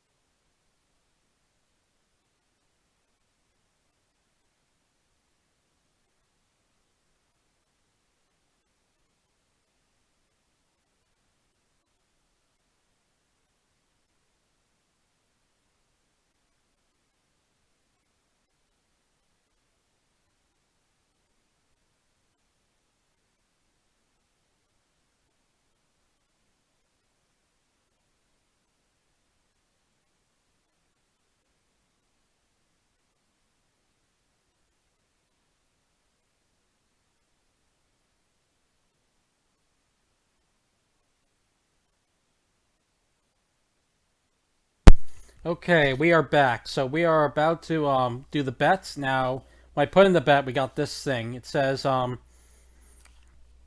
betting on this person, you will be participating in the game. Furthermore, it is unlikely to be able to deal with every single problem that comes up as a result of participating in the game. So we're just confirming to be safe. Are you sure you want to bet? Yes or no? Alright. Sure about this, guys?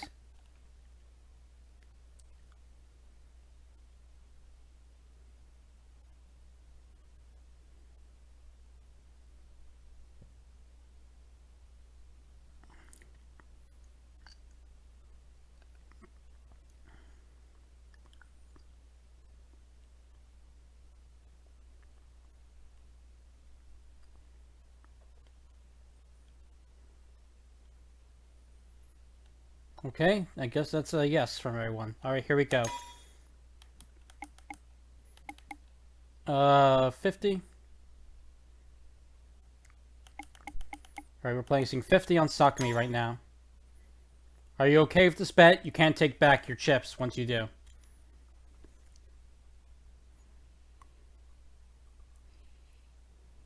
Alright. Bet complete. Leaving the bet screen now. Okay, so now we're back to the story. Now, once we're in the archive version, you can just like jump here to contain the story from where the betting thing was done. But yeah, let's continue. We've now finished reading all the rules. So, we're continuing with the story now.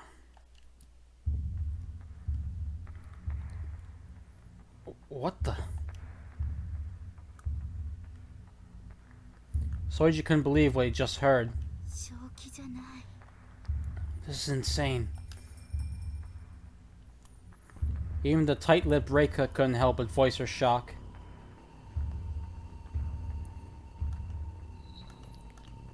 Her face had gone white as a sheet. Is that really what the rule says?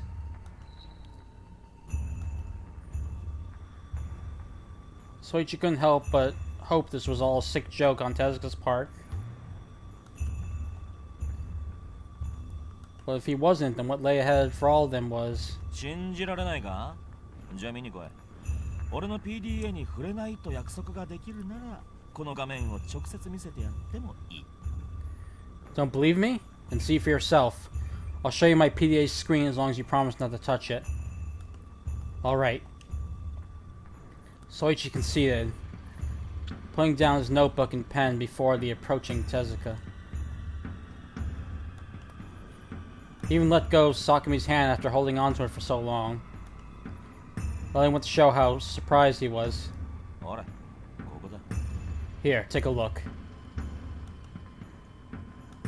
Tezuka turned to screen Soichi, his smile never even twitching once.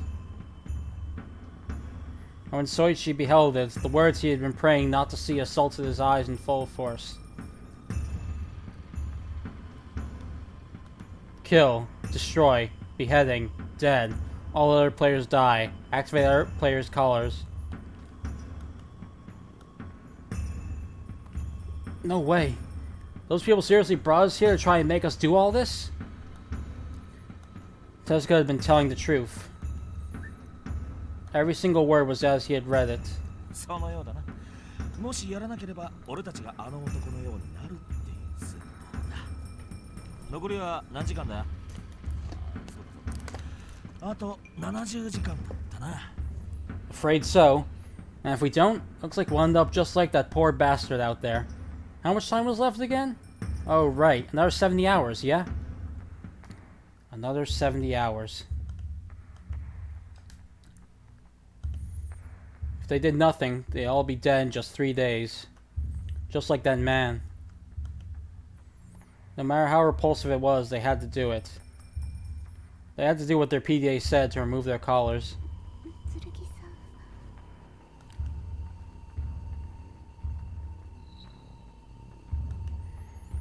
Hearing Sakumi's frail voice for the first time what seemed like an eternity snapped Soichi back to his senses. Sakumi. It was then he recalled that he was no longer holding her hand. Understanding everything she had heard, Sakumi's face was paler than ever. Her mind ensnared in a swarm of disorderly chaos. Her eyes were shaking with anxiety. No, I can't let it end this way. If he did, then it'll be a repeat of last time.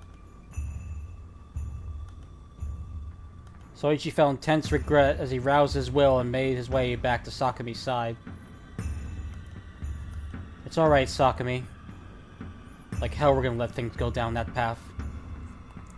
そうでしょうか。 Are you sure?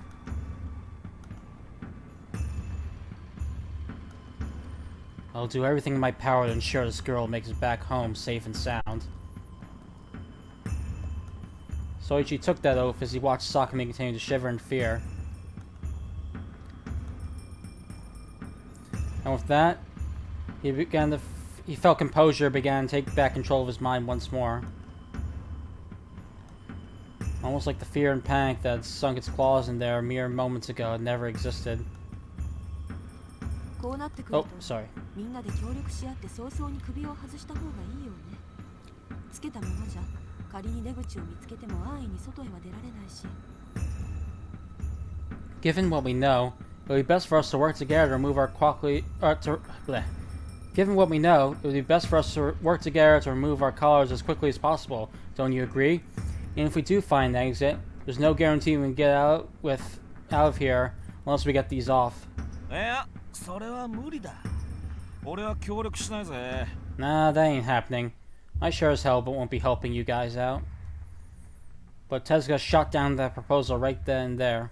私も協力するのは難しいと思います。 I also believe it would not be a simple task to work with others.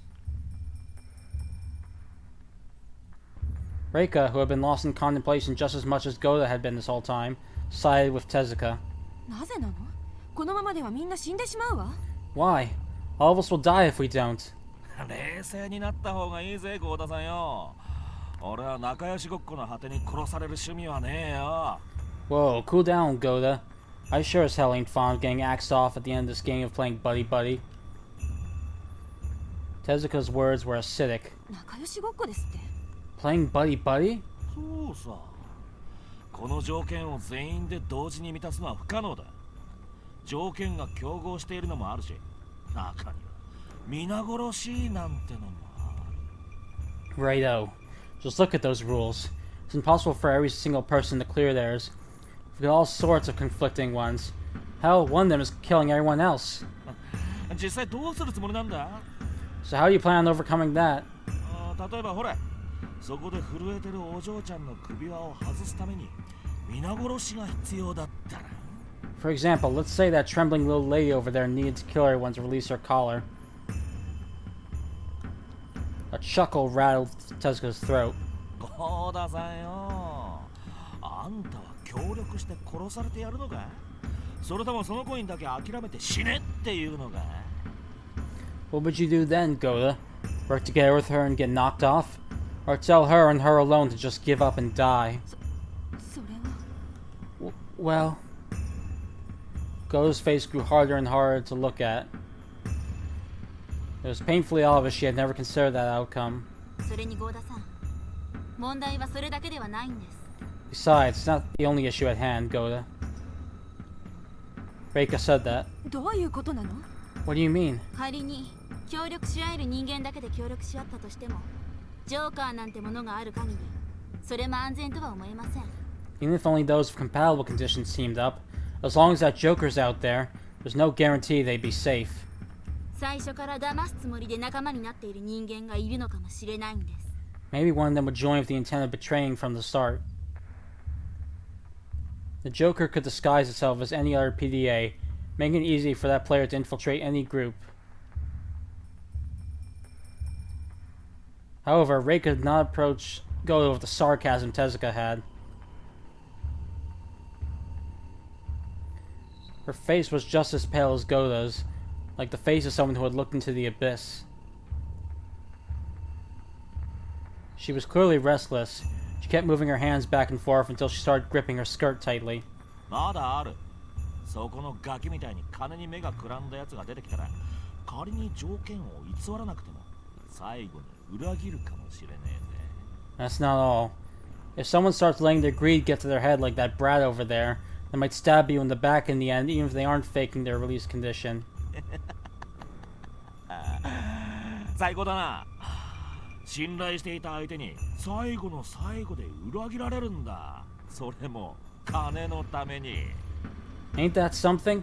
Getting betrayed by your most trusted pal right at the very end? And for money at that? The rule said that 2 billion yen would be split equally. Had this been a fixed sum, say 100 million yen per person, there wouldn't have been a need to worry. But equally splitting 2 billion yen was a different story. For example, in the event 4 managed to remove their collars by the end, that would mean 500 million yen per person.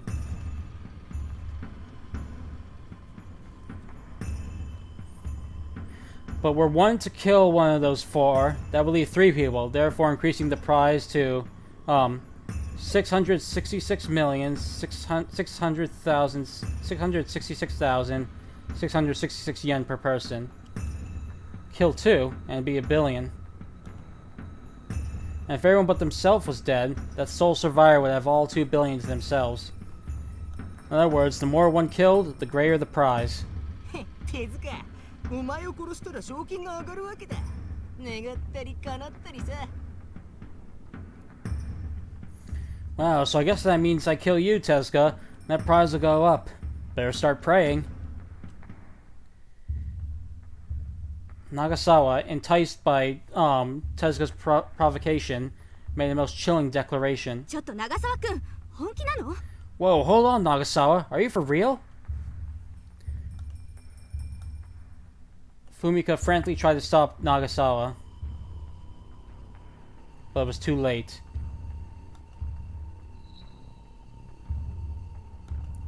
The constant taunts from Tezuka, along with the rules and promise of prize money, led him to make up his mind with no hesitation at all. Is he serious?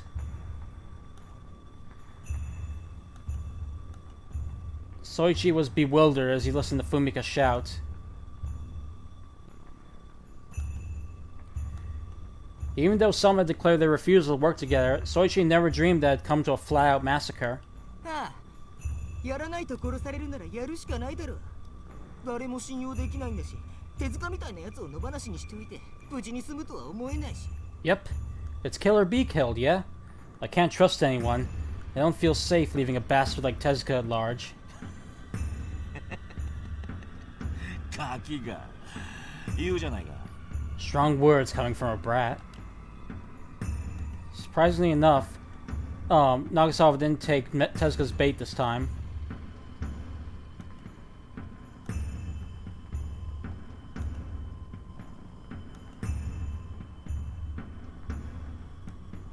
Nagasawa's lips curved into a callous smirk, his bearing oozing with composure.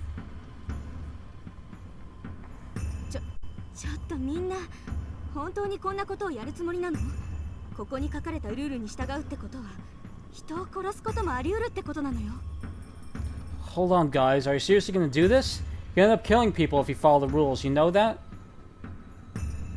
A bit of an interesting note is that Nagasawa's reaction is different in the...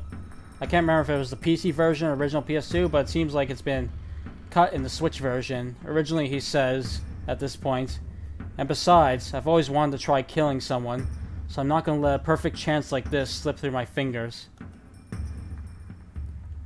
Don't remember if it was just, don't know if it was cut for PS2 or if it was added in the PC version, but it's just interesting to note. Could be censorship, yeah.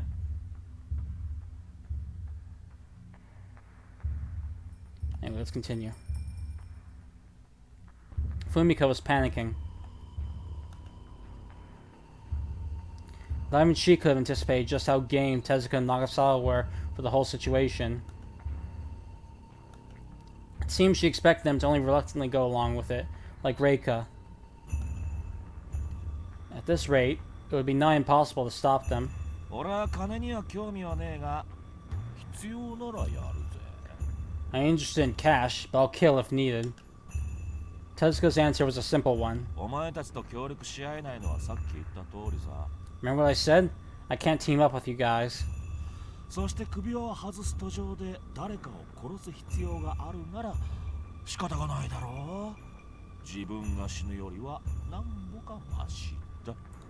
If I gotta kill someone to release my collar, then, well, that's just the way it is. Better them than me. 手塚さん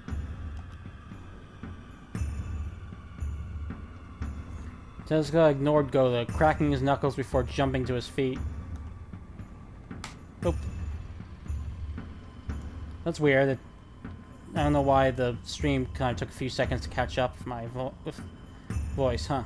Weird. He then approached Soichi. おい三剣、ルールの一覧は出来上がったのか？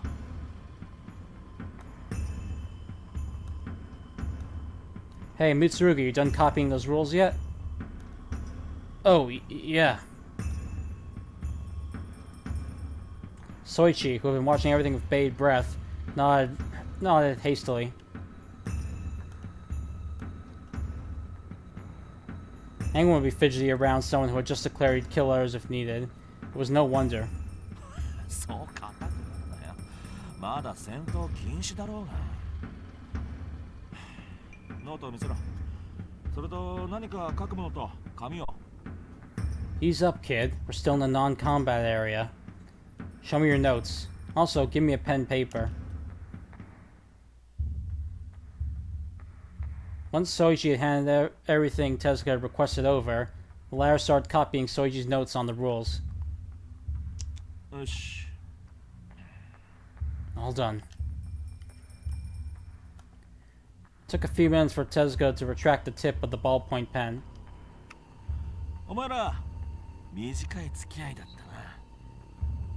Welp, it wasn't long, but it was nice knowing you.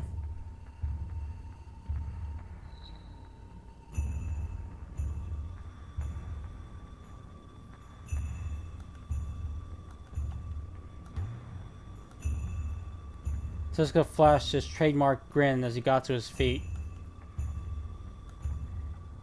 He pocketed the pen and notepaper before tossing Soichi back his notebook. 手塚さん本当に行くの？考えは変わらないかしら？ Are you really leaving, Tezuka? Won't you reconsider? なあ、あんたもしつこいな。協力し合ったってどうにもならないだろう、この状況じゃ。 Nope. You're a real nag, you know that? There's no way we can team up in these circumstances. Tezuka marched on over to the door. 3 hours and 15 minutes elapsed since start of game. Remaining time, 69 hours and 45 minutes.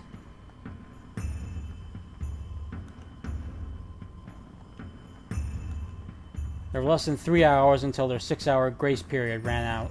こんなおもちゃみたいなものに書かれた一方的なルールを本当に信じるっていうの？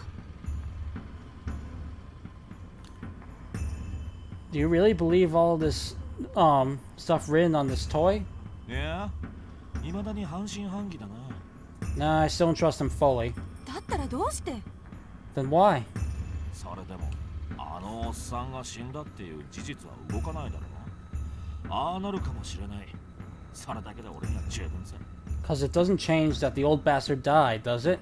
Not ending up like that's all the motivation I need.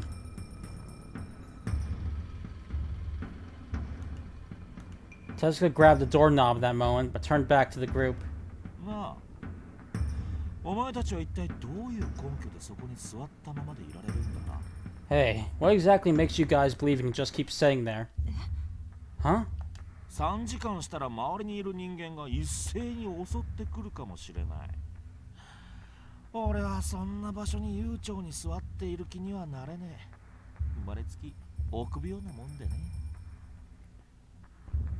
Everyone else here might gang up on you once 3 hours have passed. I ain't in the mood to just patiently sit back in a place like that. I've been a coward since birth, you see. 信じる心ってやつか。それとも単に危険に鈍いだけか。どっちにせ。 Do you actually have faith, everyone? Or do you have no sense of danger at all? Either way, 長生きできねえぞ、お前たち。 You guys ain't gonna live long, that's for sure. Those last words, Tezuka left the room. The sound of the door slamming echoed. It was Reika who stood next. レイカさん。時間があるうちにちょっとあたりを調べてきます。 I'm gonna take a look around while there's still time. 一人は危ないわ。私も一緒に行くわ。 It's too dangerous to go by yourself. Let me come with you. Goda stood up, but Reika shook her head. 誰と一緒でも安全とは言えないのでは。 Who's to say I'll be safe with anyone? レイカさん。 Anyone could tell from that comment that Reika had no intention of ever coming back. あなたまで何を言い出すの？ I can't believe you, of all people, are buying into this too. いいじゃんか。行きたい連中は行かせればさ。 Let it go already. They want to go, that's their choice.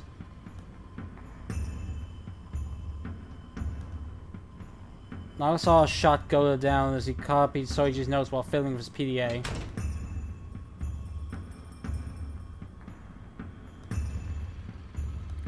Reika left the room while the rest of the group was distracted by Nagasawa. She'd used a different door in Tezuka. そういうわけにもいかないでしょ。 I can't let that slide. Goda rose bleh. Goda rose to her feet in pursuit of Reika.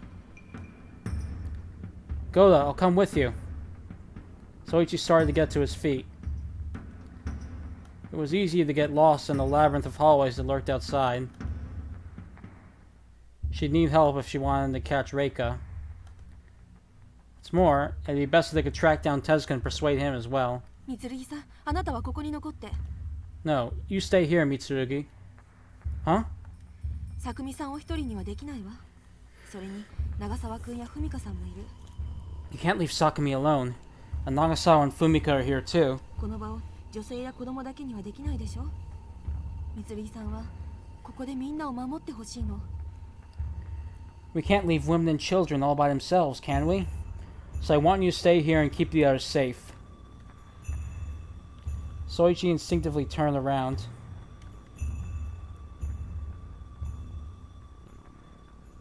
Sakumi was still sitting on the floor, gaze firmly on the ground. Fumika was watching them while Nagasawa was fervently checking his PDA in the notes. Age-wise, Soichi would still be classified as a child, but he was the tallest person in the group. As such, staying in the room working together with Sakumi, Fumika, and Nagasawa would not be a wrong move. But wouldn't that be dangerous for you? Indeed, what Soichi was most worried about was leaving Goda by herself. それこそ手塚さんの言い分じゃないけれど、まだ3時間は大丈夫。それにレイカさんとすぐに合流するんだから平気よ。 I'm not saying this because I agree with Tezuka or anything. I should be fine for the next 3 hours. Besides, it won't take me long to find Reika, so I'll be alright. Goda ran for the door Reika had gone through. いいわね。すぐにレイカさんと戻ってくるから、あなたたちはここで待っていて。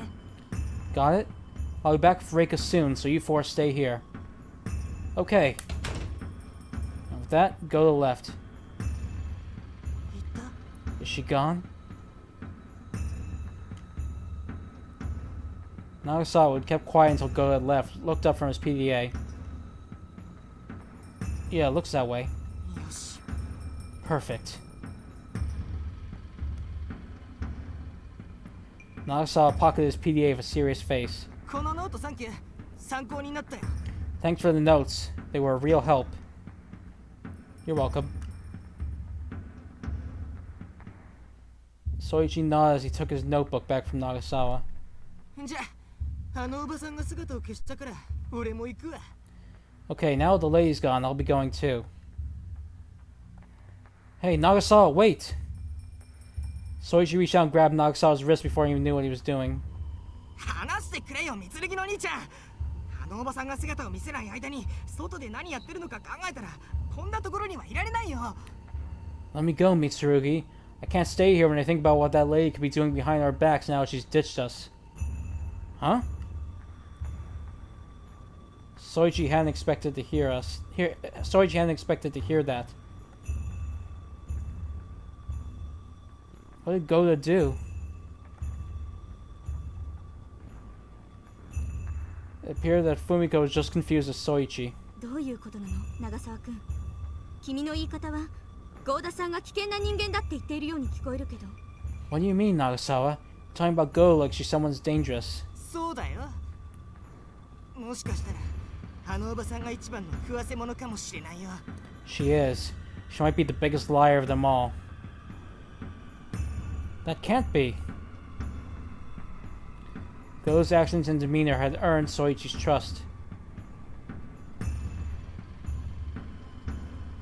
But Nagasawa said he couldn't trust her. Came out like a bolt of the blue. 兄ちゃんたち気づいてなかったんだね。 You guys didn't notice, did you? Nagasawa gave a smile much like that of Tezuka. 実はあのおばさん死んだおっさんの PDA を持ってるんだよ。 Now, that lady has that dead old fart's PDA. What? 本当なのそれは。 Is that true? Neither Fumika nor Soichi had seen that coming. ああ、なんなら今おっさんの死体を見に行ったっていいよ。 Yeah, I bet you anything she went to go check his corpse now. 初めのどさくさの間にさ、あのおばさんがおっさんの PDA をバッグにしまうのを見たんだ。 She took advantage of the confusion when we found the body to put his PDA in her bag.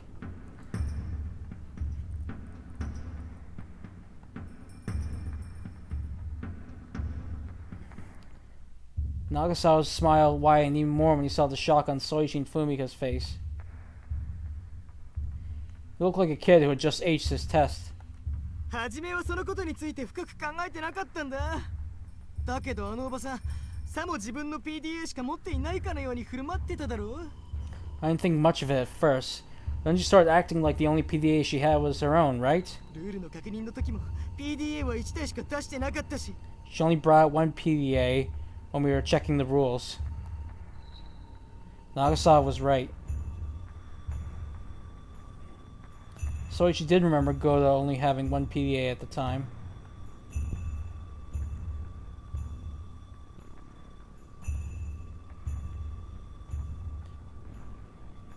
If Nagasawa were telling the truth, that meant Goda had been hiding the other one for some reason.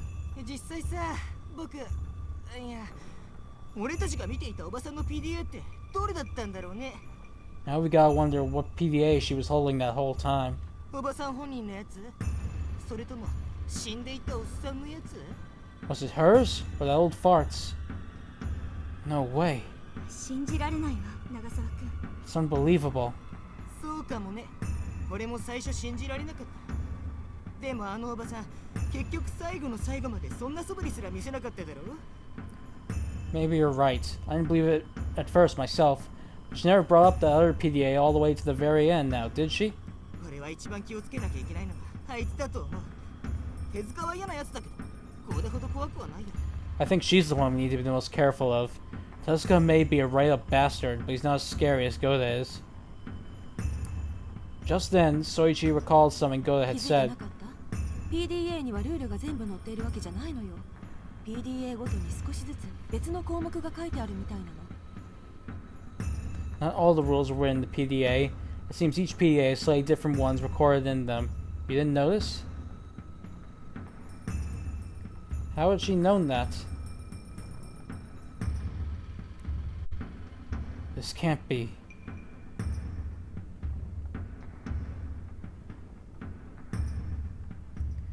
If Nagasawa was saying that Goda had been earning their trust while keeping that fact hidden from them, まあ、結論が知りたければここに残ってればいいさ。きっとゴーダー戻ってこない。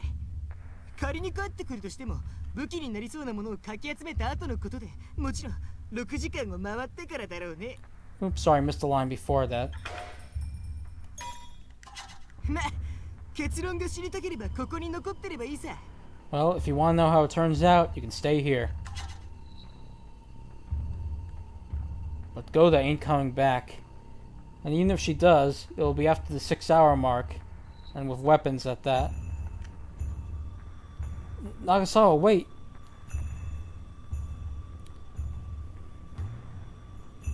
Soichi tried to grab Nagasawa again, but this time the boy swiftly dodged his hand.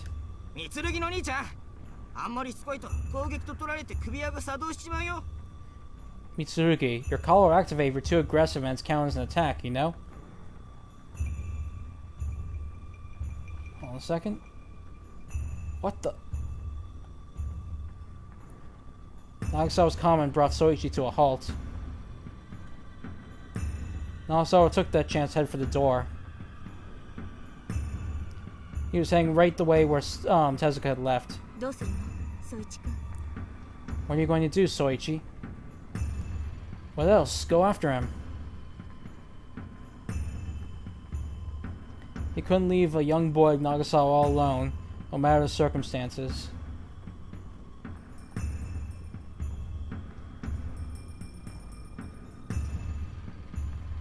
He had to find a way to stop him, no matter what it took. But at that very moment,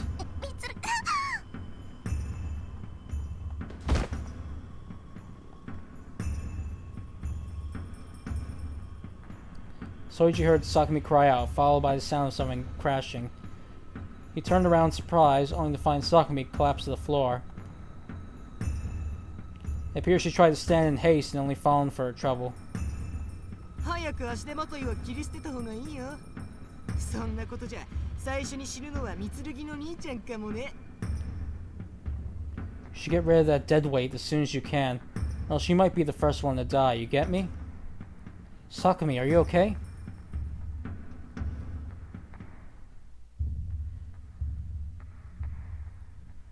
Soichi ignored Nagasawa's laugh and reached out for Sakumi. By the time he'd clasped her hand in his own, the room echoed with the sound of the door being shut. ソイチ君、長澤君が行っちゃったわ。 Soichi, Nagasawa's gone. Damn it! Fumika, watch over Sakumi. Soichi helped Sakumi back on her feet before kicking open the door that Nagasawa had gone through. Nagasawa! Soichi darted into the hallway and looked all over the place, but Nagasawa was nowhere to be found. He checked the forks on the left and right of the hallway to be safe, but he had no better luck. ソイチ君、どうだった？ How did it go, Soichi? Fumika greeted Soichi upon his return. No good. He's gone. そう、まずいわね。 I see. This sure isn't good. Fumika's laments were supplemented by Sakumi's sobs.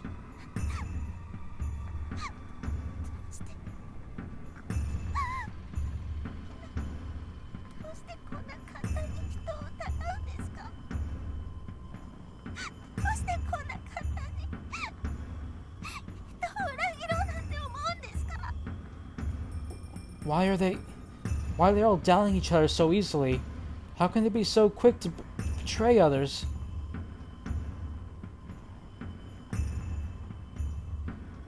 Sakumi's tears rained down. They stained the dusty concrete floor black.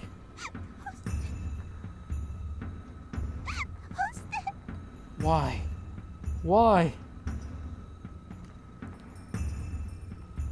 Sakumi's sorrow was not unfounded. Her family had once been prosperous. However, her parents had fallen victim to a large-scale fraud scheme, resulting in their collapse and breakup. As a result, she had been tossed from relative to relative, treated as a parasite.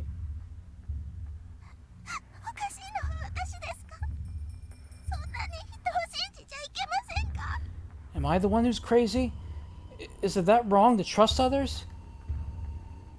Despite that, she had never betrayed anyone, not even once. Oops. Sorry, I missed that.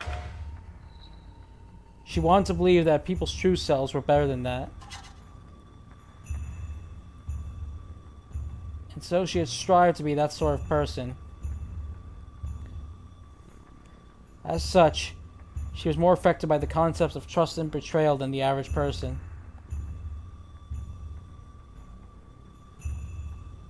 But the reality she'd been thrust into was far too cruel.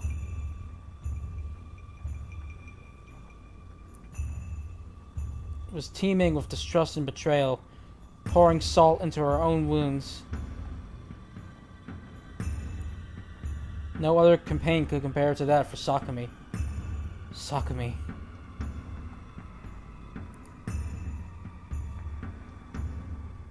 Sakami continued to cry.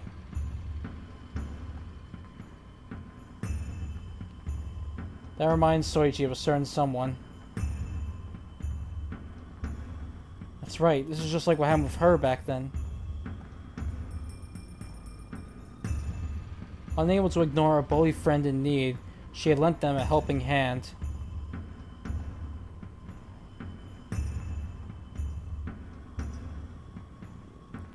However, she only ended up getting bullied. She only ended up getting bullied too as a result, culminating in her crying to Soichi. She asked if she was the one who was wrong.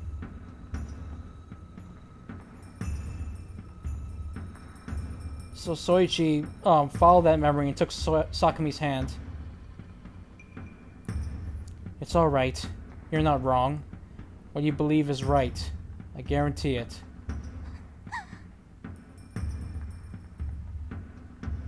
Sakami looked up. Her face was, surprise was all over her face. This guy is... That surprise was by no means unpleasant.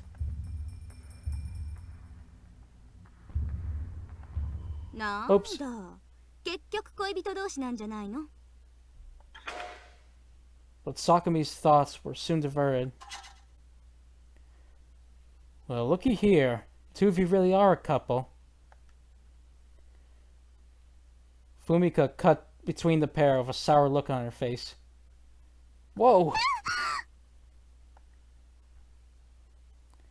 Her perfectly abrupt timing sent Soichi and Sakami jumping backwards. 二人だけの世界作っちゃってさ、お姉さんだけ居場所がなくて困っちゃうわよ。 Lost in your own little world, eh? It feels so lonely being a third wheel. Fumika elbowed Soichi with a hinting smirk.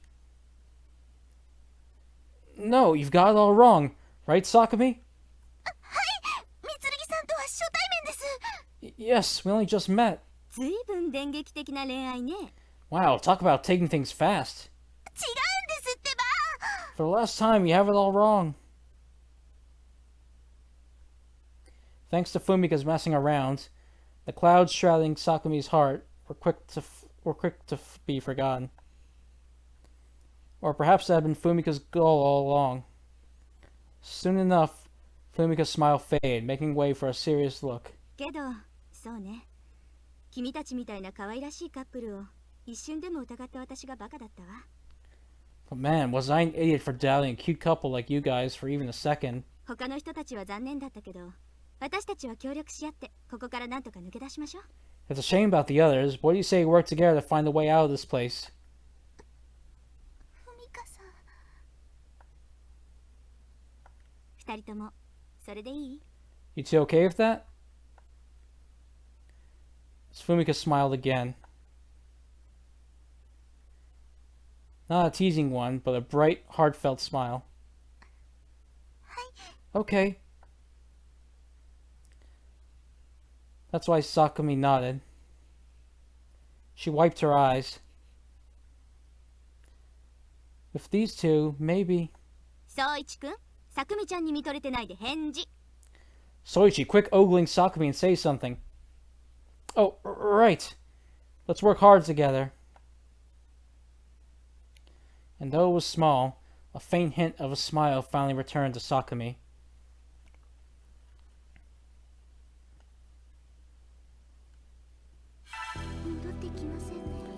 Alright, so we're through that scene. That was long, but it had all the setup. So I'm curious if people want to keep going, or if you want me to stop here. Because for those of you who have played the original You probably realize that the game has been pretty similar to the first route so far, but it's from this point onward that things are going to start deviating a lot more. Will be a little small at first, but then it's going to start deviating much more after this.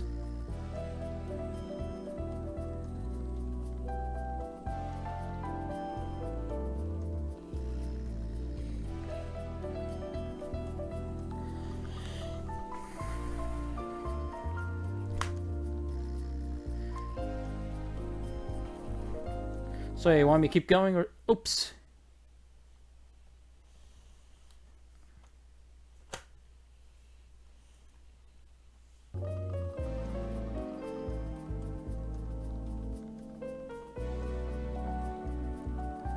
Hold on a second.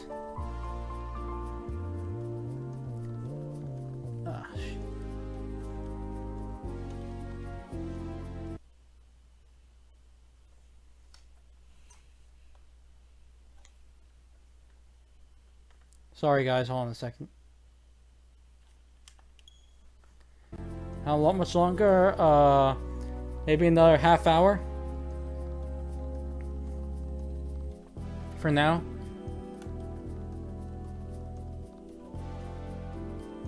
Maybe until 3, I'm saying.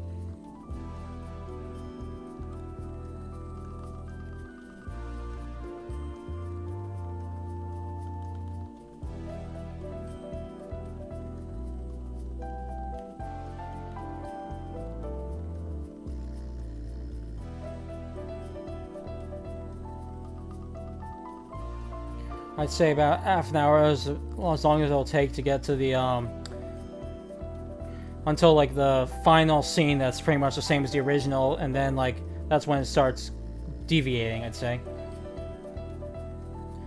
So, yeah, I guess I'll continue from here then. Alright, I'll keep going for the next half hour. Okay, and resuming now. Goto and Reika really haven't come back, have they? Sakumi stared at the door Goto and Reika left through for a while.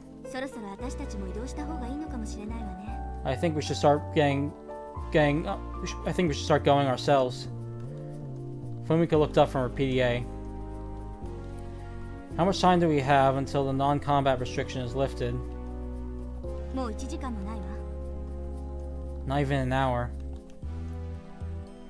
Meaning it had been over 2 hours since Goto had gone after Reika. I see. Either something happened to her, or Nagasawa really was telling the truth. I don't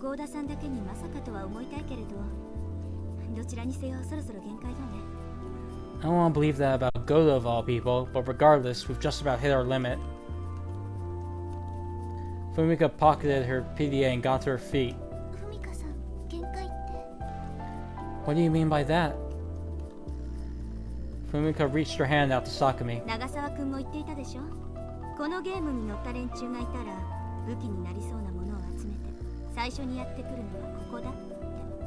Remember what Nagasawa said? Once those willing to play this game arm themselves, this is the first place they'll hit. Sakumi accepted Fumika's hand, rose up. Then it really would be best to get moving. Fumika, Sakumi, what do you think we should do?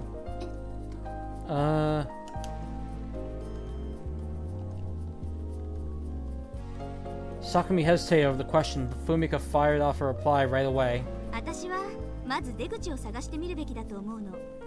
I say we look for an exit first. An exit?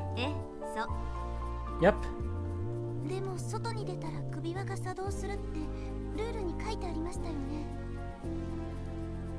But didn't the rules say that the collars would activate if we went outside? Sakumi pointed to the note in Sochi's hand for emphasis.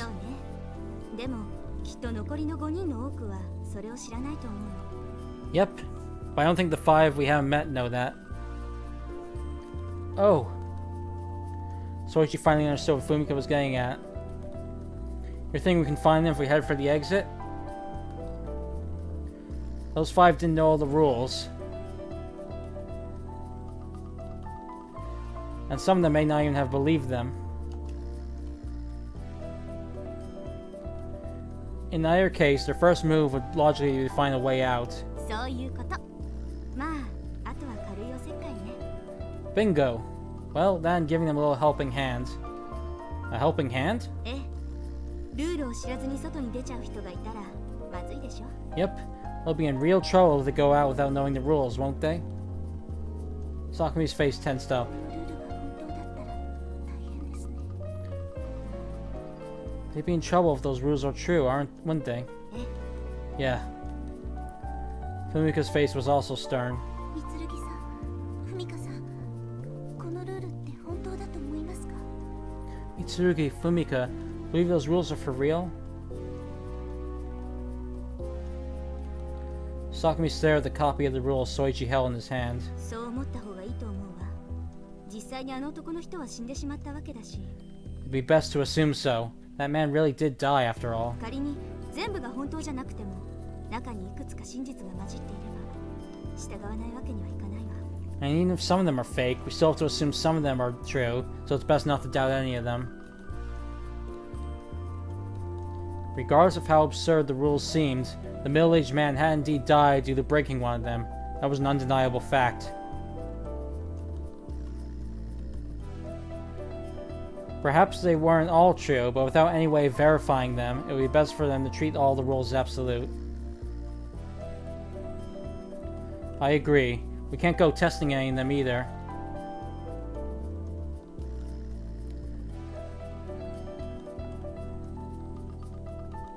Trying to do so would be like playing a game of Russian roulette. 犯人の思い通りになるのは尺だけど、こればかりはどうしようもないわ。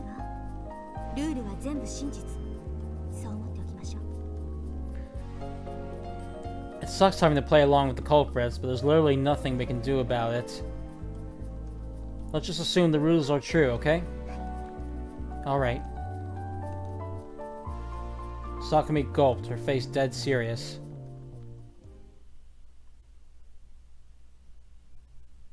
Soichi felt shivers down his spine as he looked at the two.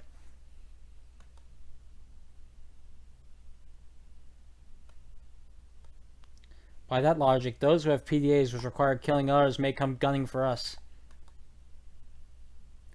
Those people have no other way if they wish to survive, if the rules were true. Once he thought that, Soichi couldn't hide his fear. 三剣さん、どうかしましたか？ Something wrong, Mitsurugi?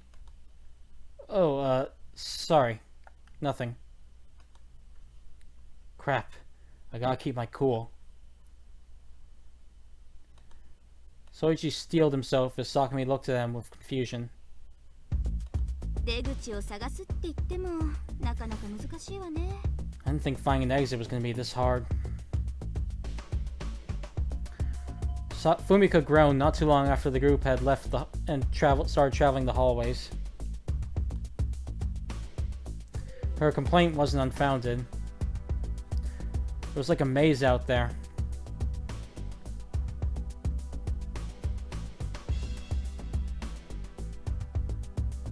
Basically the same thing.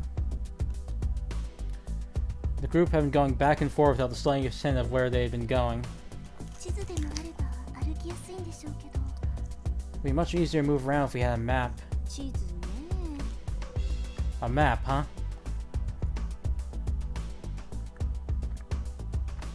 Want me to start drawing one? Soichi took out his notebook. 地図。 A map.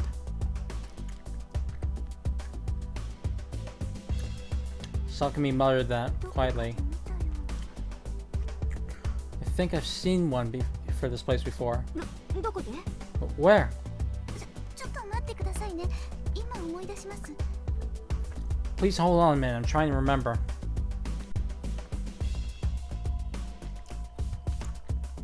Fumika leaned in a little too close to comfort for Sakumi, forcing her to push Fumika back as she racked her brain. Oh! Sakumi reached into her pocket. 確かこれの。 I think it was here. She turned it on, tapped the screen. By this point, she was completely used to using it. やっぱり。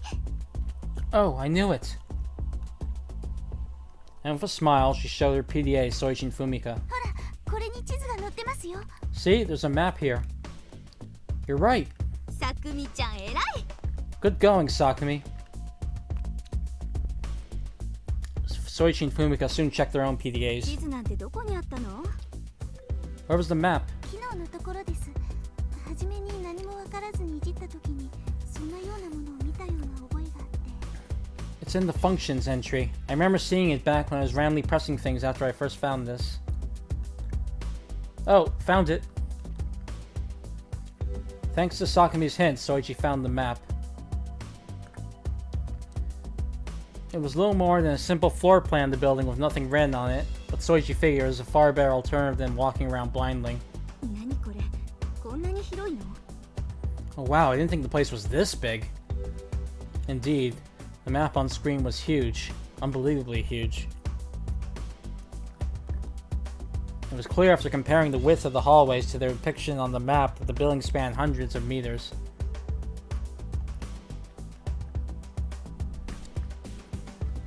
Many rooms were lying all over the place, connected to a crisscross of countless hallways. Oh. Just then, Soichi noticed there were 6 icons on the corner of the map that displayed different floors. Looks like there's 6 divided into 6 floors.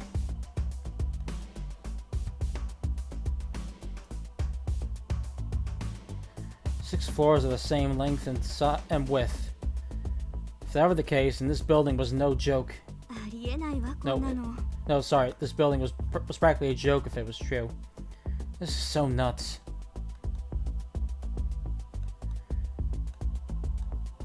Fumika was exasperated by the place's size. They expecting it to be big, but they didn't expect it to be this big. We could have been lost forever if Sakumi hadn't found that map. まったくだわありがとうさくみちゃん You got that right. Thanks, Sakumi. They might have spent 3 days simply wandering around in vain if it hadn't been for Sakumi's discovery. いえ別にそんな大したことでは No need. It wasn't like I did anything all that special. Sakumi's cheeks flushed slightly. ところでここはどこなんでしょう Anyway, where exactly are we? Sakumi raised her voice in a Sakumi unconsciously raised her voice in an attempt to change the subject. これだけ広いとなかなかわからないわね No clue. This place is way too big for me to tell. So maybe I really should draw a map? If he did, they can compare it to the map and find their current position. Though that said, it'd be just hard trying to find a specific road in the middle of a random city block without any hints. ちょっと待ってよ確かあそこで曲がって部屋を抜けてそれでもう一度通路で Wait a minute. I think we turned there, left that room, and went out in the hallway again, so... Fumika glared at her PDA as she began recalling the route that she had taken up to this point. Just then, Soichi heard Sakumi giggle. Sakumi?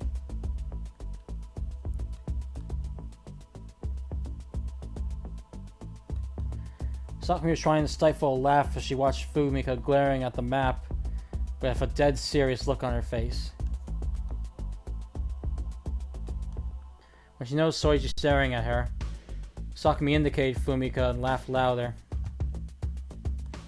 Seeing Fumika look so over the top was indeed a bit of a comical image. Soichi himself joined in the laughter.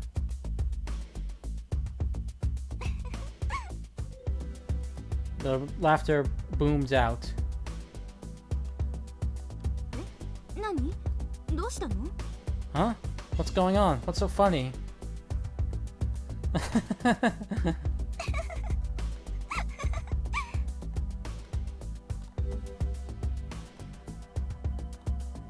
Soichi and Sakumi ignored Fumika's bewildered stare and kept on laughing for a while longer. まったく二人とも真面目にやって Come on, guys, we need to take this seriously. Sorry. ごめんなさいふみかさん Sorry about that, Fumika. Soichi and Sakumi bowed apologetically. but they exchanged quick glances as they did, secretly letting out a quiet chuckle. だからカップルにくっついていくのは嫌なのよ。前に遊園地にいた時がそうだったわ。 This is why I hate going with lovey-dovey couples. It was like this the last time I was at an amusement park, too. 二人だけで分かり合うワンダーランドを作っちゃってさ、一人ぼっちの私はどうすればいいのよ。 The two of them were lost in their own little wonderland, while I was stuck on the wayside. I have no idea what to do. Fumiko was genuinely upset. やだな、お姉さんだけチケット余ったから誘われた頭数合わせみたいで。 Sheesh, it was like they had an extra ticket and only invited me along so they wouldn't waste it.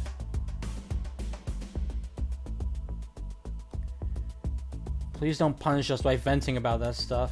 Wasn't our apology enough? 宗一くんなんて嫌い。 Screw you, Soichi. Fumiko puffed her cheeks and turned away with a huff. Just to reiterate, Sakumi and I are not a couple. We only just met a few hours ago. それが一番信じられないのよ。 That's the most suspicious thing of them all. Suddenly, Sakumi points straight ahead. お二人とも前をエントランスに着いたみたいですよ。 Look ahead. I think that's the entrance over there. Fumiko's face grew serious once again.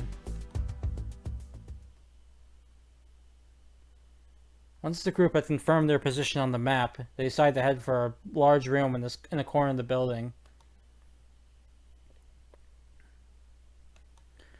Since the size looked similar to a department store's entrance hall, they figured it was a suitable first candidate for a place that might even exit. For better or for worse, they hadn't encountered a single person on their way here. With that said, the non-combat restriction hadn't lifted yet, so they'd be safe even if they did come across someone looking for a fight. ここも随分荒れてるわね。 This place is a pigsty.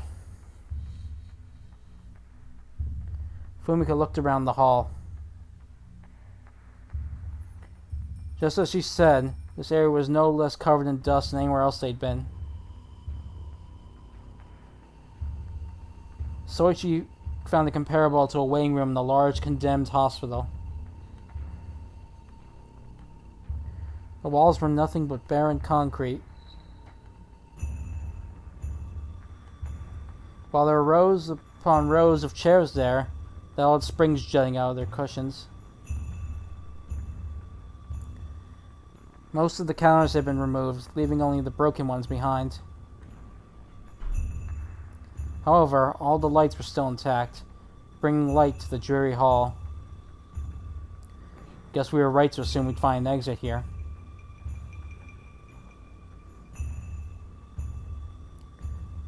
Soichi was gazing at a pair of large glass doors at the edge of the hall. でもシャッターが降りてますね。 But there's a shutter blocking it, isn't there? Sakumi also noticed that a shutter coated in fading silver paint could be seen behind the doors. 行ってみましょう。うまくすれば外に出られるかもしれないわ。 Let's check it out. Maybe we can get out if we're lucky. Okay, わかりました。 understood. The three nodded at each other before heading to the shutter.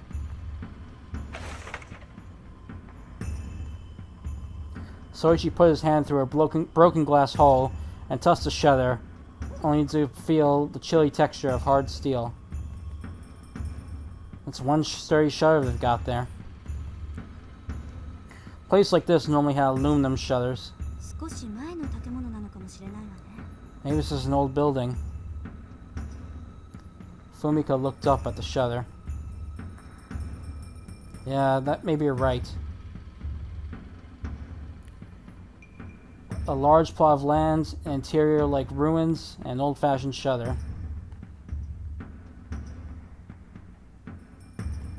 Wouldn't be odd if this place turned out to be a long-abandoned recreational facility, theme park, or shopping mall. 三剣さん、ふみかさん、こちらへ。シャッターに穴が開いています。 Mitsurugi, Fumika, over here. There's a hole in the shutter. Sakumi, who'd been examining a different part of the door, originally called out to the two of them. A hole? In the steel shutter? 行ってみましょう。 Let's take a look. Okay. Soichi and Fumika ran over to Sakumi. どこ？ Where is it? ここです。 Right here. Sakumi pointed in front of her.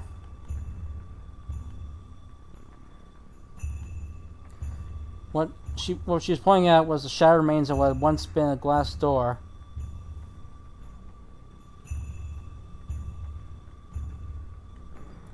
All that remained of it was its hold on a second.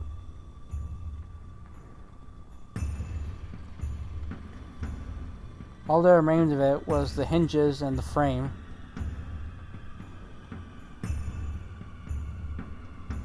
And just as Sakumi had said, there was a huge hole in the shutter just past it.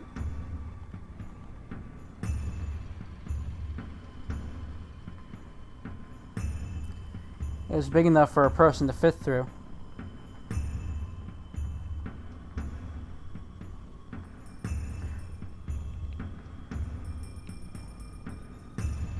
Judging from the warped edges of the hole, it seems someone had forced it open by striking the shutter with they used some sort of sharp tool like a pickaxe over and over again and opened it up. Traces of dents around the hole gave credibility to that theory. コンクリート。 Is that concrete? But that hole didn't leave outside. On the other side of it was a concrete wall. A concrete wall on the other side of the shutter, huh? Think they completely sealed the way out? だと思うわ。見て、宗一君。コンクリにも掘った跡があるわ。 Seems that way. Look, there's signs someone tried to dig through the concrete, too. Fumika pointed at the concrete wall. It was hard to make out since it was concealed in shadow, but there was indeed an uneven dent several centimeters deep in the concrete.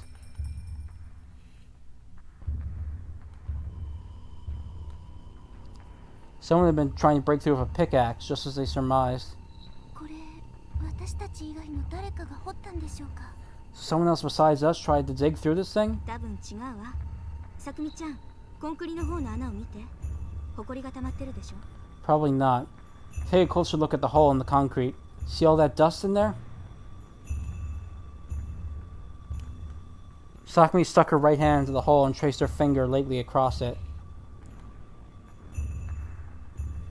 She pulled it out, brought her hands to her face, and tried rubbing her fingertips. Clumps of dust came falling down. 埃が溜まってるってことは、昨日今日掘った穴じゃないってことですよね。 If there's layers of dust in there, that means that hole wasn't dug today or yesterday, doesn't it? そうよ、さくみちゃん。埃の溜まり方からすると、どう考えても掘られてから半年以上は経ってるの。 Exactly. Judging from all that dust, I'd have to say it would have had to been dug at least half a year ago or so. So that means... Shivers ran down Soichi's spine. He had just realized the horrible truth indicated by the hole. It's not just us. There were others who were trapped in here too, weren't there? And a while back at that? Soichi's body was shaking like crazy. そうね。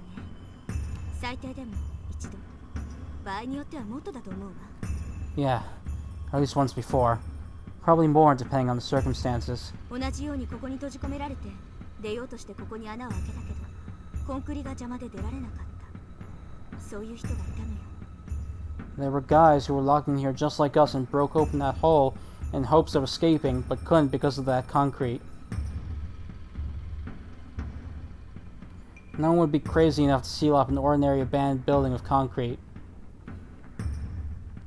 Someone had done with the intention of trapping people inside. And those trapped people's attempts to escape constantly ended in failure. That's why the concrete wall was still intact. Judging from the hole, the wall must be quite thick. Soichi touched the hole. It was fairly deep but showed no signs of being repaired. In other words, this wall was so thick that the hole of this depth posed no threat to it. Must have been several meters deep or so.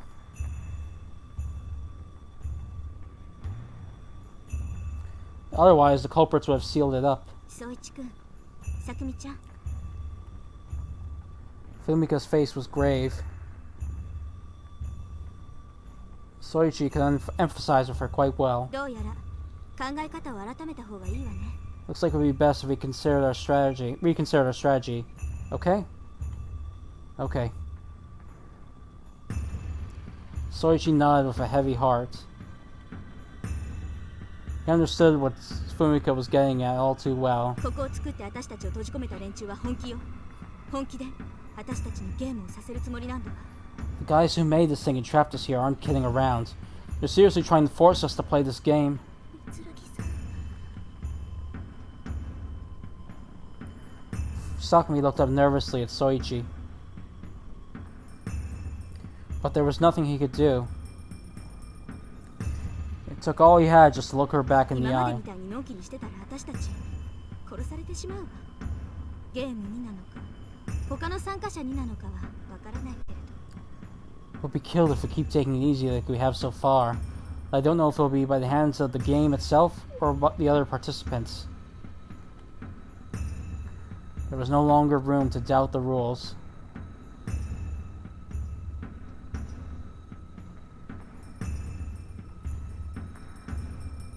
That concrete wall and hole made painfully clear that this wasn't the first time this had happened.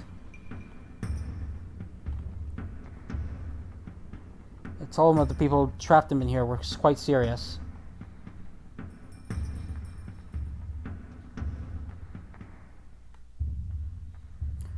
The rules were all true, and everything written there had happened just as it said. This kind of game had to have happened at least one time before. Soichi finally pinpointed the source of the discomfort he'd felt this whole time.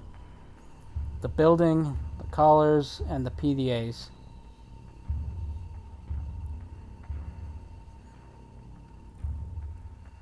Oops, sorry.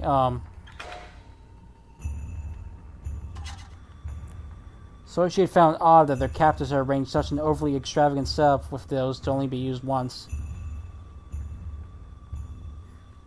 But it was a different story now that he knew they were not the first people to find themselves in this plight. Put simply, this was a systematically organized game. Holy shit. Soichi cursed his naivety.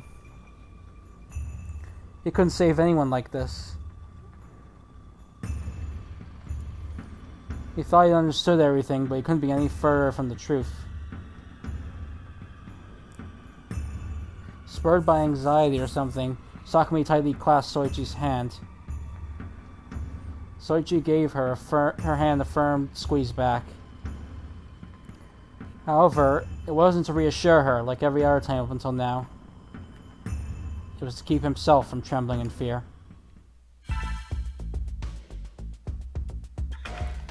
Okay, I think I'm gonna end the stream right here because I think this is a good stopping point, and this is right about the point where the story starts deviating anyway, so those of you familiar with the original game, this is where things are gonna start changing. So, yeah, I tried to get through this part as quickly as possible in order to get past the old material, so we can now start looking at the new material. From this point onward, it's going to be a whole lot different. So, but that'll have to wait until the next stream. And once we get, I'm not sure when it'll be, what times works for you guys.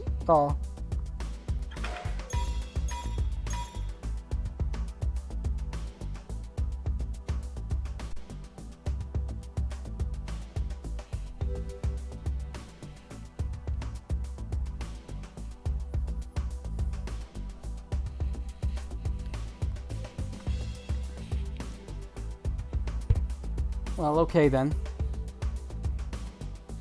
I'll try to figure out the time then, but we'll see. Maybe I'll get something else in through the day, but I'm not sure. I'll try working tomorrow. I'll try to go longer tomorrow too because it's gonna be the weekend anyway, so it'll be easier then. Alright, with that said, I think I'm going to end the stream here. Thank you for coming, and I'll see you again next time. Goodbye.